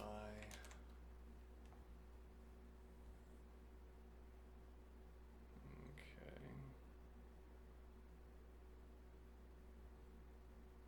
And now all of this is Well, we don't need to begin as a point.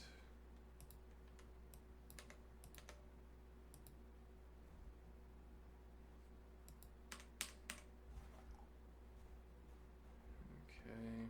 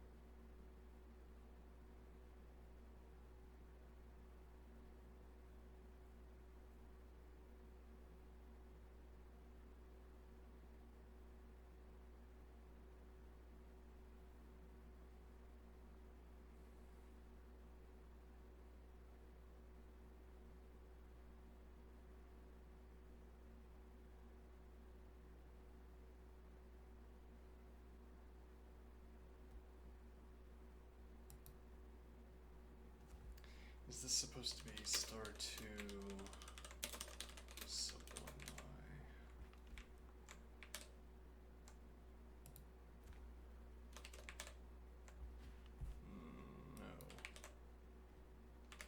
No. Are we just up by 1 somehow? No. Go back over here. 4 is 11, 3 is 5, 2 is 2. 3 is 5, 4 is 11, 5 is 24. This is 65.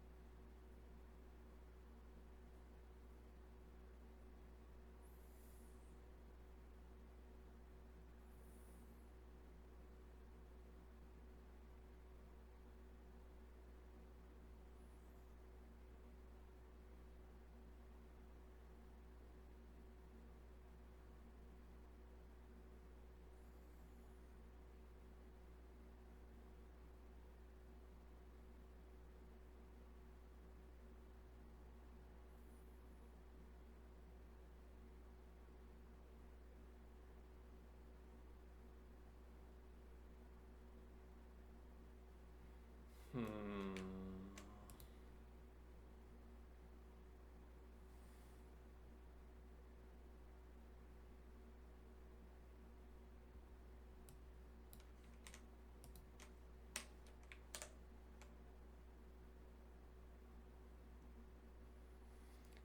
Cheap to guess and check. Yeah.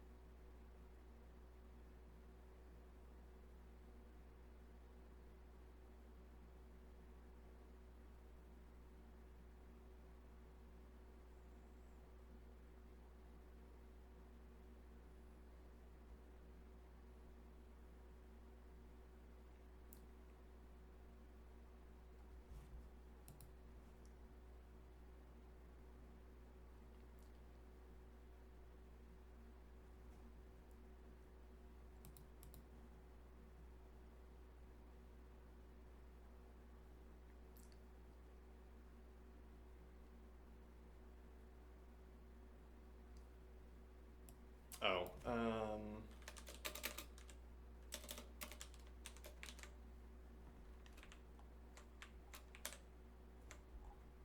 hmm.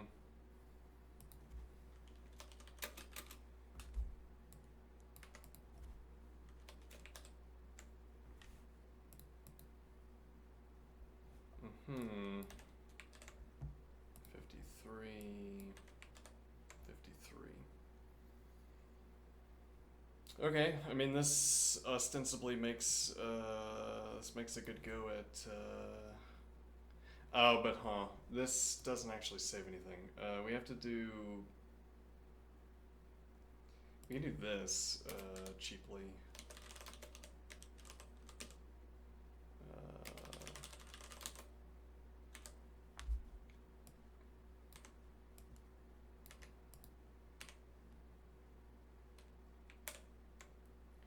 Okay, now show me.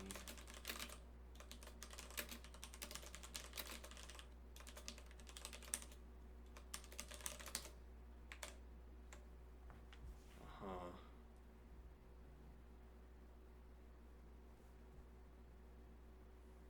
That did that did zero memoization.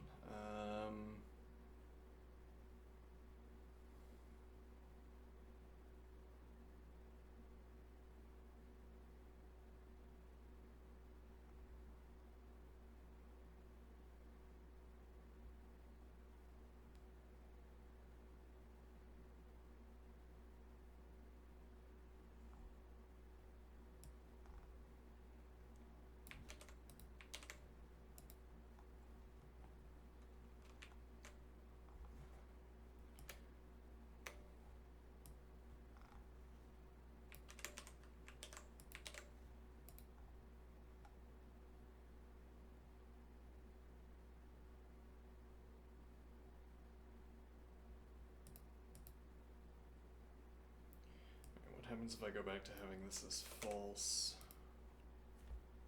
And then I say if ref sum, otherwise begin, or otherwise let new ref sum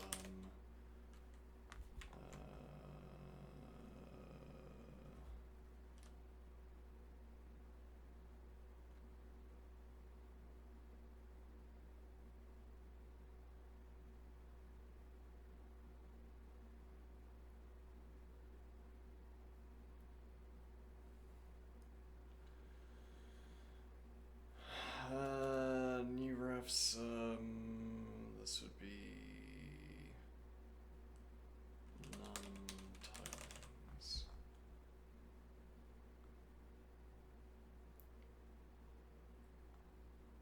Oh wait, hold on.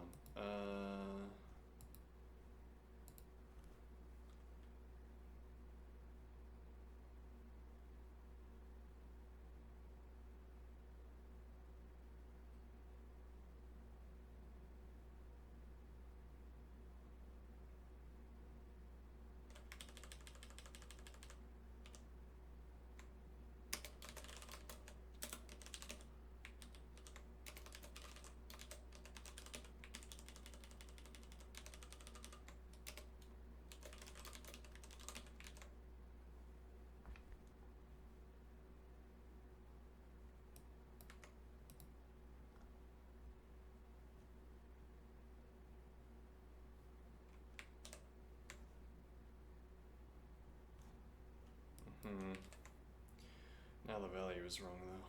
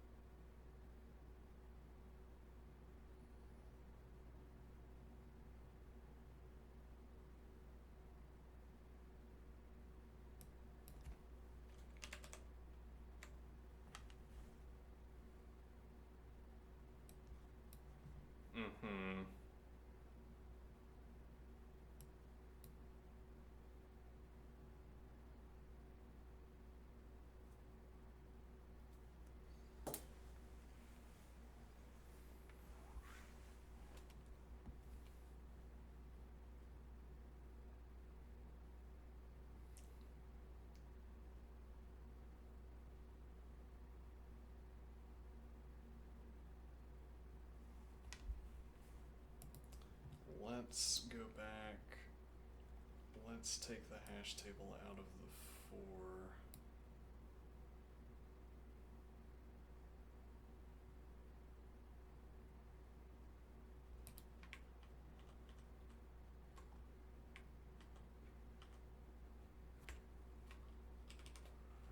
No, yeah.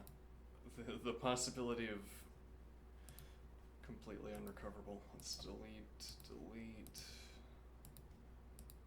Okay, let's do.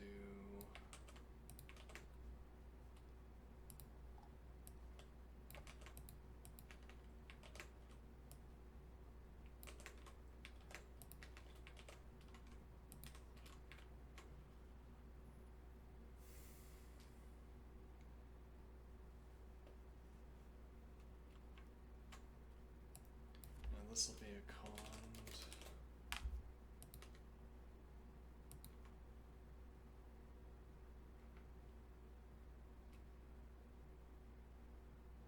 Well, actually, we could do.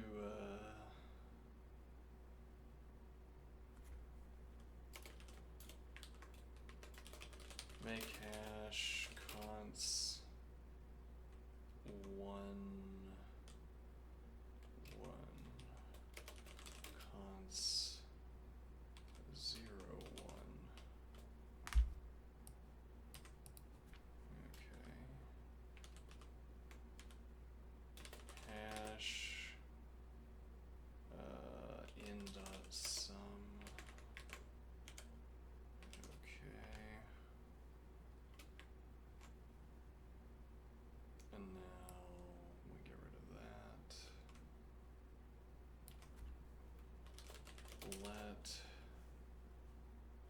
ref sum hash ref hash in dot sum in false if ref sum otherwise begin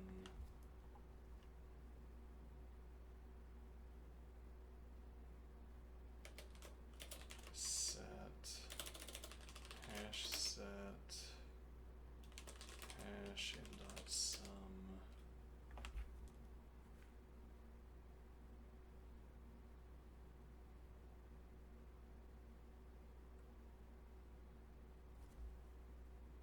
in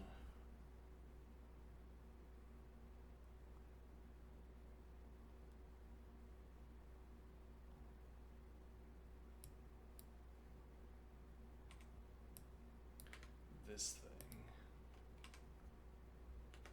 and then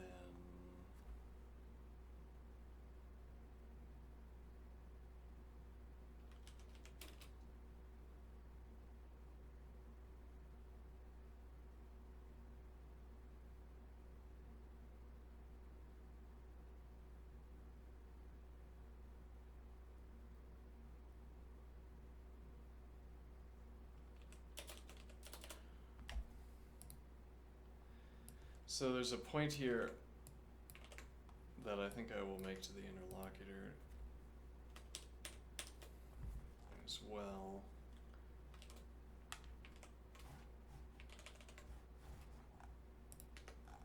What is that point? We need some of this back in.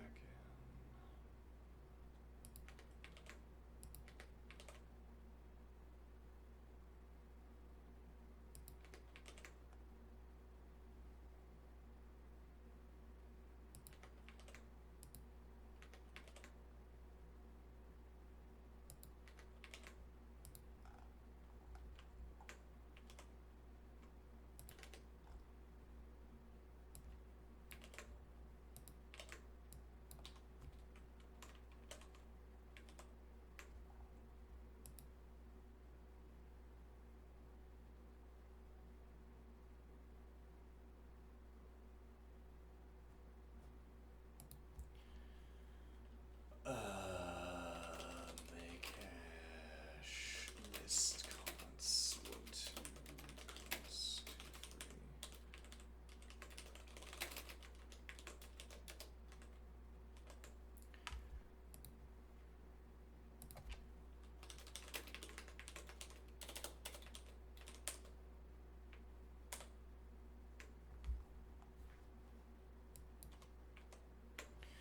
Alright, that is working, and let's look at the hash table.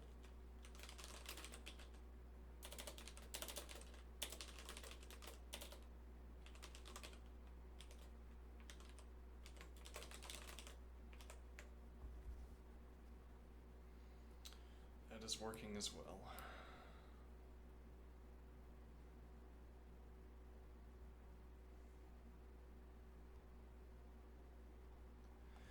Okay, let's give it a go without the displays. Did we actually solve a riddle?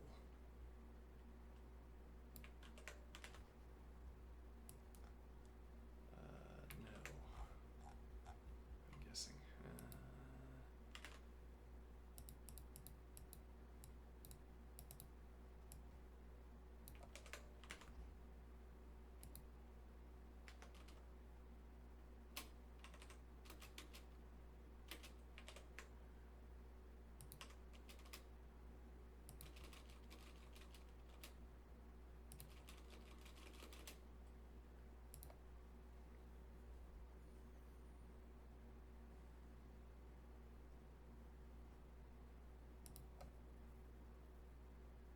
Oh, we have to mod the output.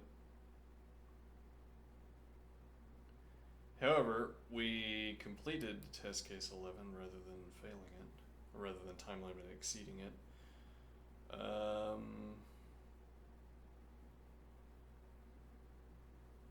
like how it tries to match, like, well, you got this part of the answer right. Which actually is not meaningless in this case. I assume this is a pattern that emerges due to the mod operation. I don't know that that's the case, but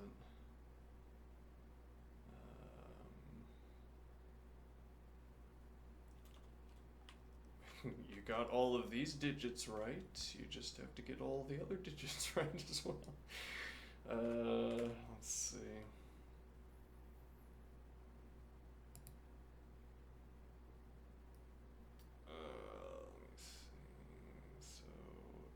We recently discovered something about the modulo value. Did we though? I think we can just run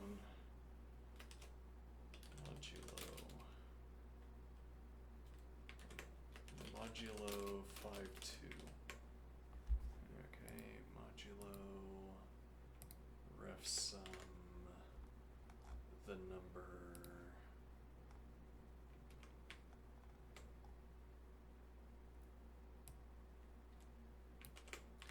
10 to the 9 plus 7.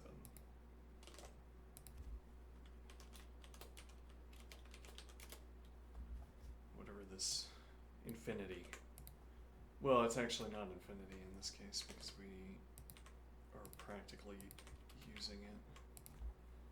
Let's see, okay.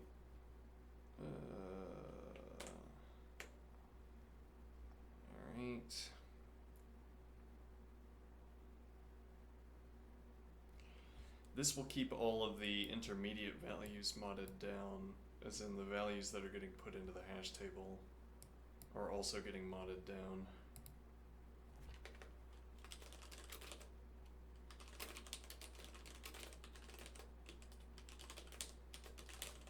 Actually, I don't think we need this. Just the new line, and let's do 30.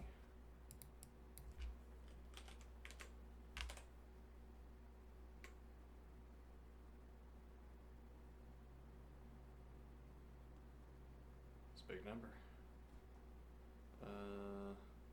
Is that greater than our mod number?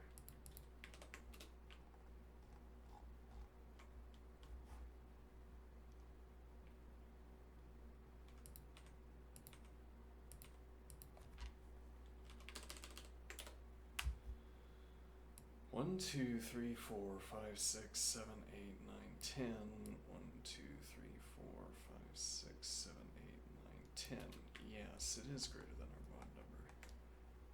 Why is that?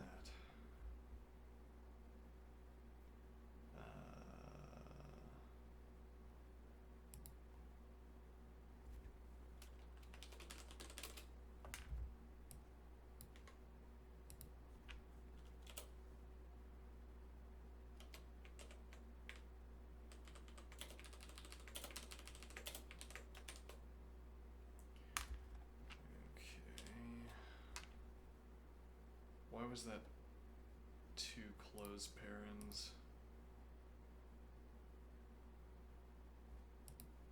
Like an error on me? I'll remove the display. Yeah, we didn't really look at the display to yeah, whatever.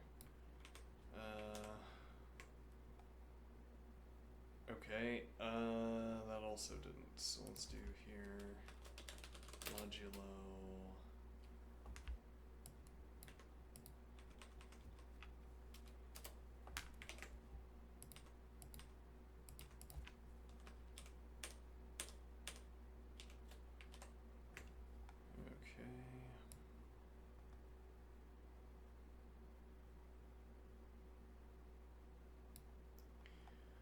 Question of whether I should mod down at intermediate stages. I guess it keeps us in fixed nums. I could also ask fixed num true. So it's stayed in fixed num territory due to these operations, which might pay some of the cost of running so many mod operations. If we get anything that passes the time limit, we can try reducing the number of mod operations. Let's see what that does.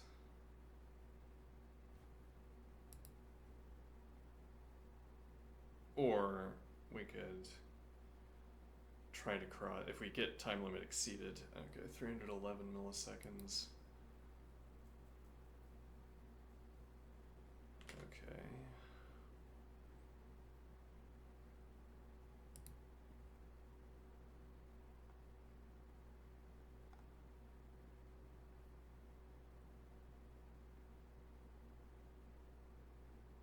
We don't need this modulo operation because we're getting ref sum out of the hash table.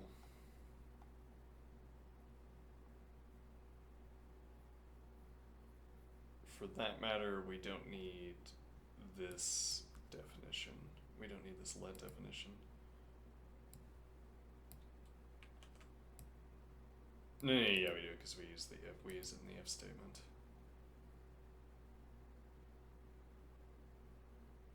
Alright, but we don't need this modulo operation because the ref value would already be modded.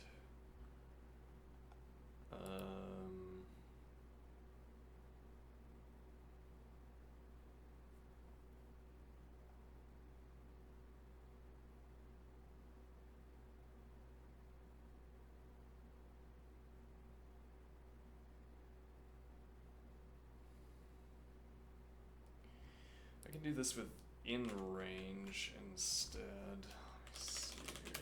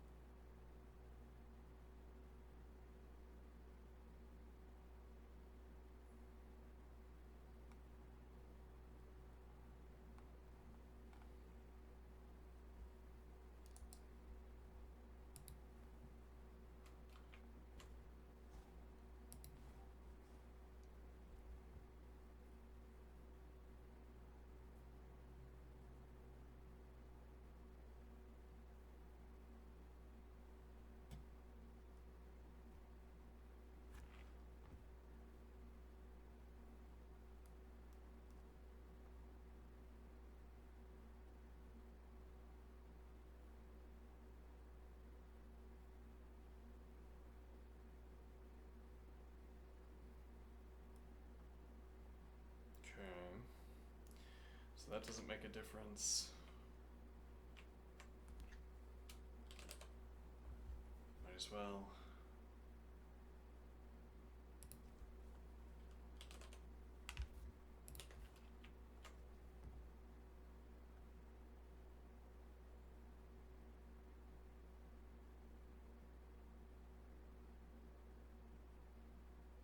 Hey, we're performing each of these calculations twice, right?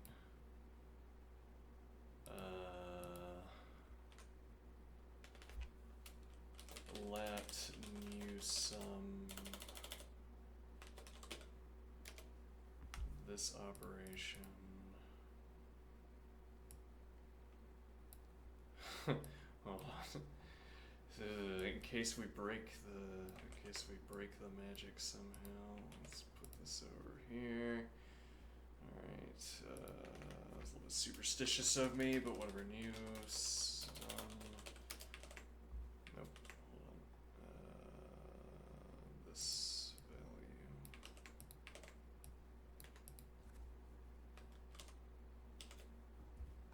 Okay.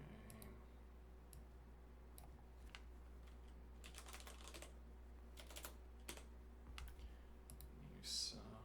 Don't want to embarrass ourselves by reduplicating an expensive operation for no good reason. Let's see. Embarrass. That is correct.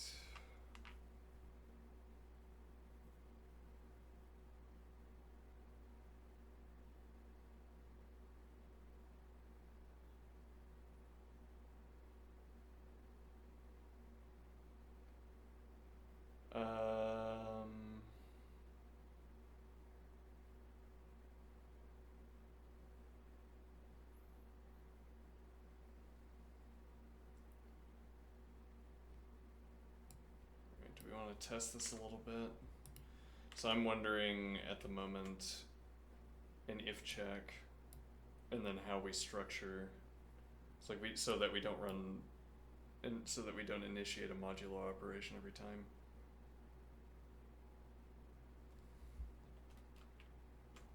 Does it cost anything to run modulo? Running a modulo operation a number less than the modulus cost anything? Does it cost anything to does running a modulo operation on a number less than the modulus have a cost?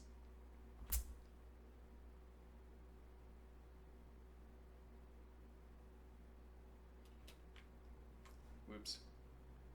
Does not result in a cast. Rather, my apologies, have a cost.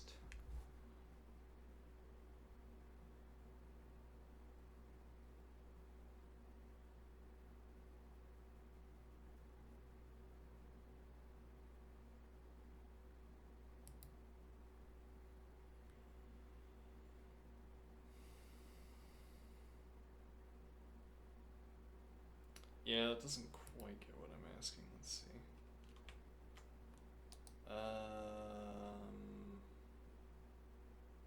Yeah, this is answering general questions about.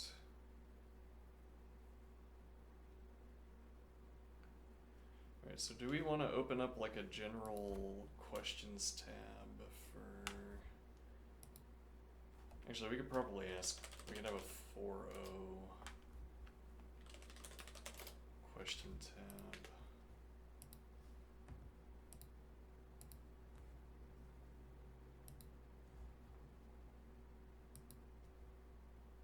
Coding.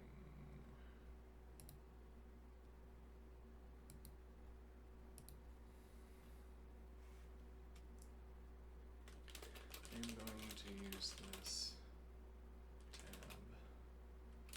Use this conversation to ask general coding questions.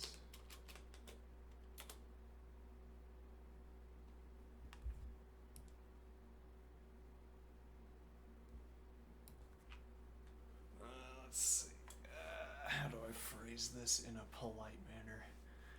I'm going to use this conversation to ask general coding questions.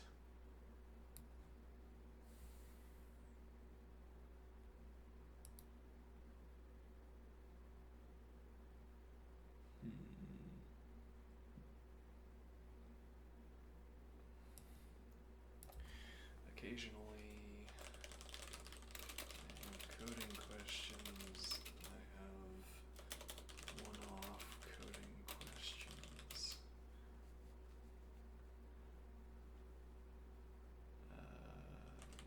Difficult to post to a search engine.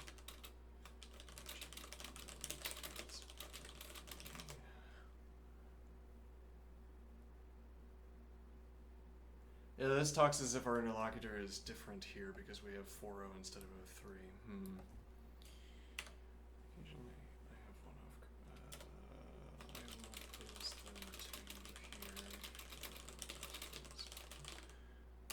Sure.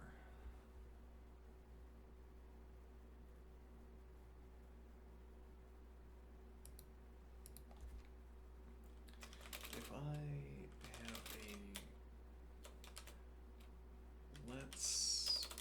if I perform a modulo operation, e.g.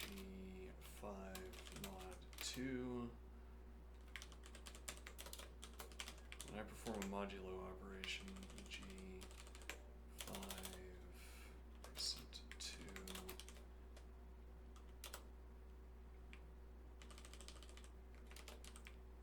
5 mod 2,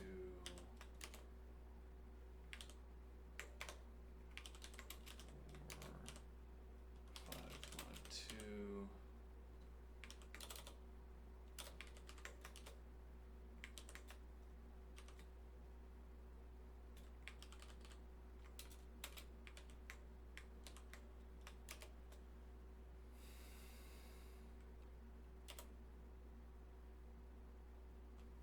suppose I perform a modulo operation, e.g.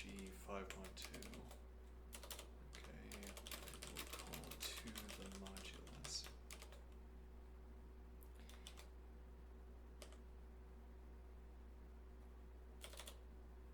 Now suppose in this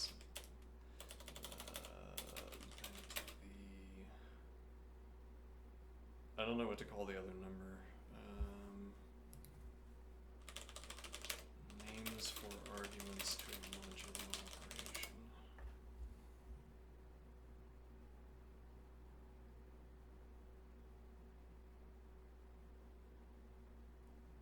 I just call it dividend and modulus.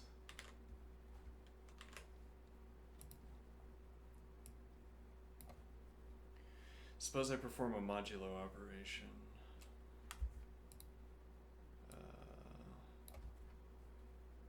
I will call 2 the modulus and 5 the div. I will call 5 the dividend and 2 the modulus. I will call the argument. Hold on. I will call the argument in the 5 position the dividend, and the argument in the 2 position modulus. Now suppose I perform a modulo operation in which the dividend is less than the modulus, e.g. 4 modulo 4% 5.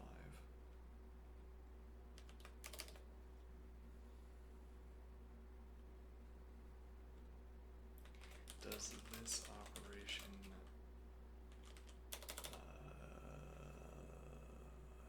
have a cost? I am thinking that programming languages could perform default checks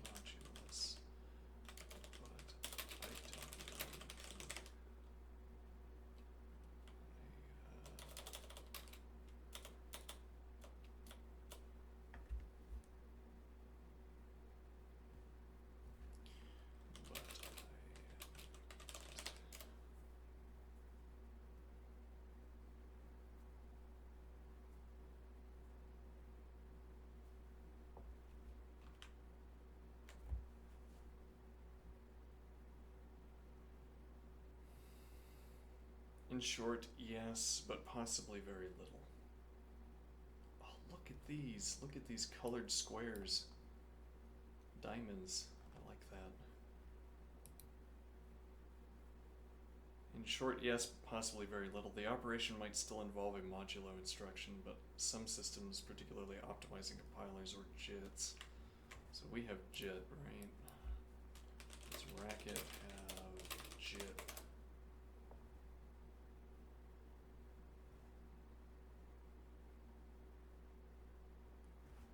Right. Can eliminators simplify the operation based on the constant relationship? What's the cost made of? The module operation is typically implemented as a minus a divided by b star b.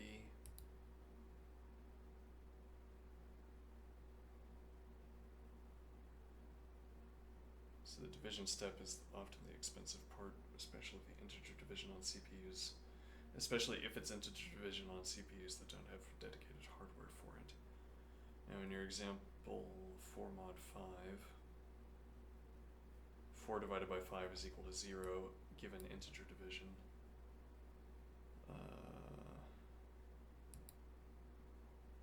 So 4 mod 5 equals 4 minus 0 star 5 equals 4.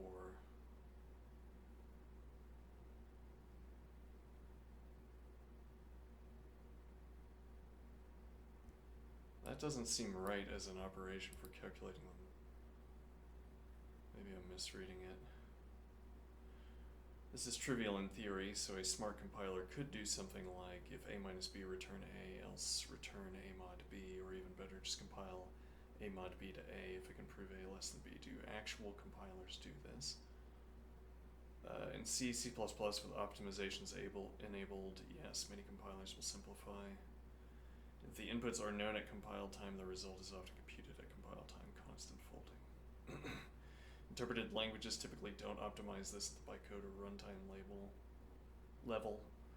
So a mod b still goes through the general path, so even if a less than b, it may still perform a true modulo operation, which includes division unless the language / runtime has special paths.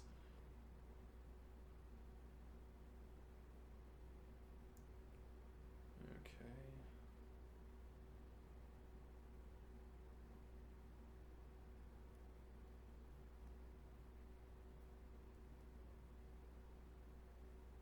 Disassemble a concrete example. What an offer. In this case,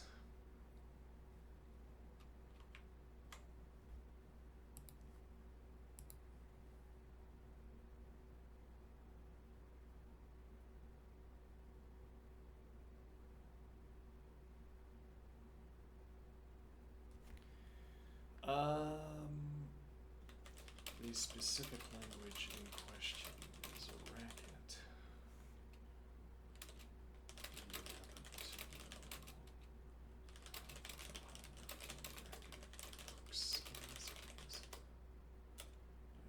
How the compiler works for Racket. Let's do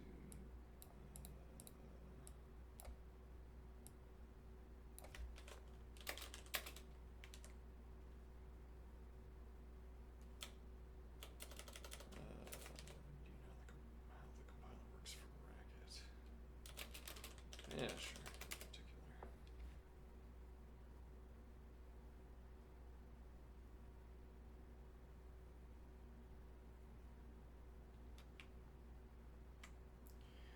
Racket programs go through a multi-phase compilation pipeline, reader and macro expander.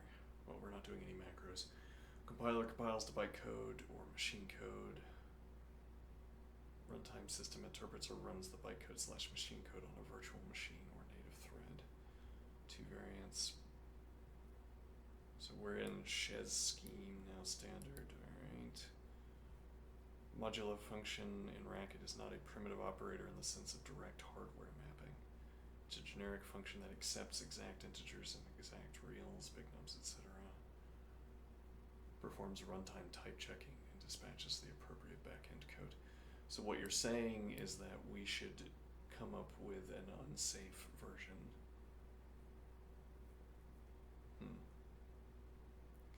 This means even if A is less than B, Racket won't automatically optimize away the modulo operation unless the compiler can prove the values at compile time and constant folded, or you manually inline the logic to avoid the modulo call.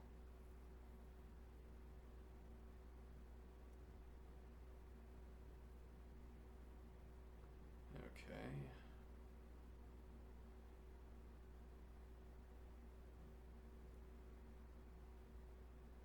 So this is for, if we read this correctly, then this would be about BC. I don't remember what the name of, I don't remember what BC names, but whatever shiz scheme. Actually, wasn't it named earlier? No. Racket CS can do better optimizations than BC, especially with inlining and constant folding, but it still won't see through dynamic numerical values unless they're constant or easily provable. So no, Racket doesn't automatically skip the modulo cost when dividend less than modulus unless you help it out. Let me see. Would you like help writing a fast version of modulo for a specific numeric case? That's an interesting offer. And the observation is that the modulo operation has to handle negative values.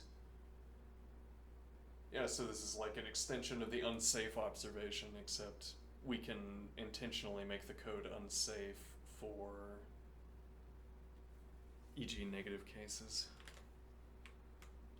Let's see.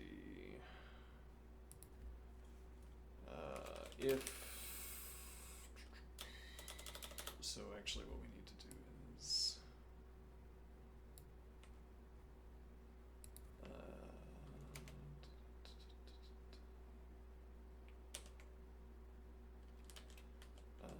operation sum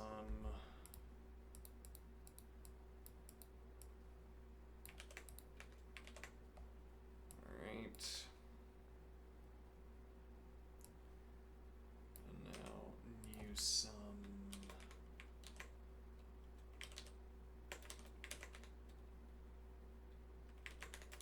if greater than operation sum this value, then modulo operation sum this value. Otherwise, operation sum. Okay.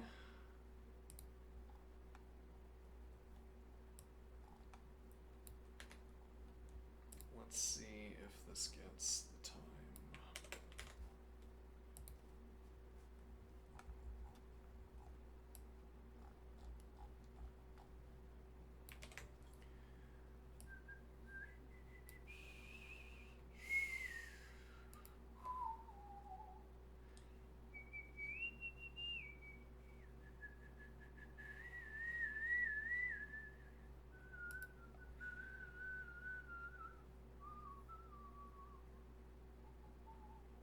Oh, well, you look at that.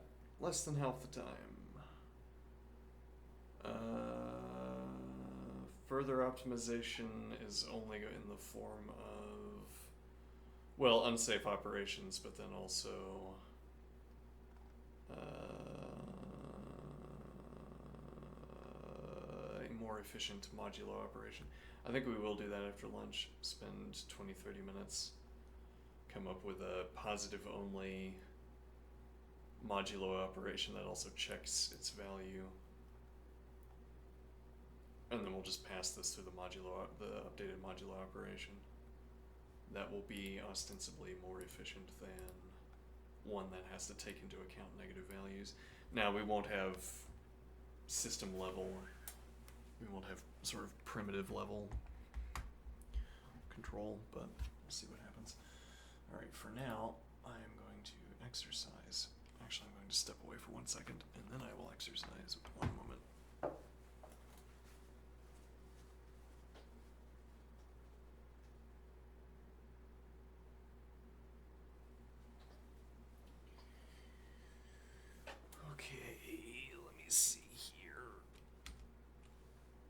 10 minutes of exercise. Are you ready, champ?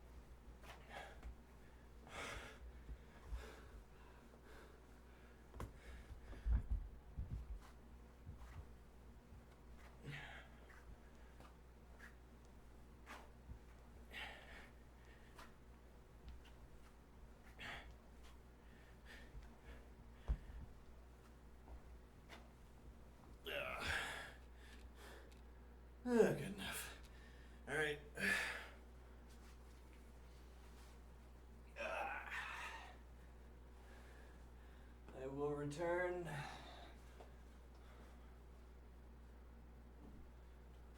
After lunch.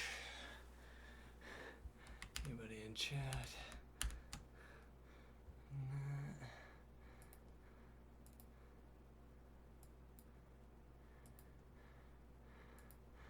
And I'll be right back. After lunch, okay.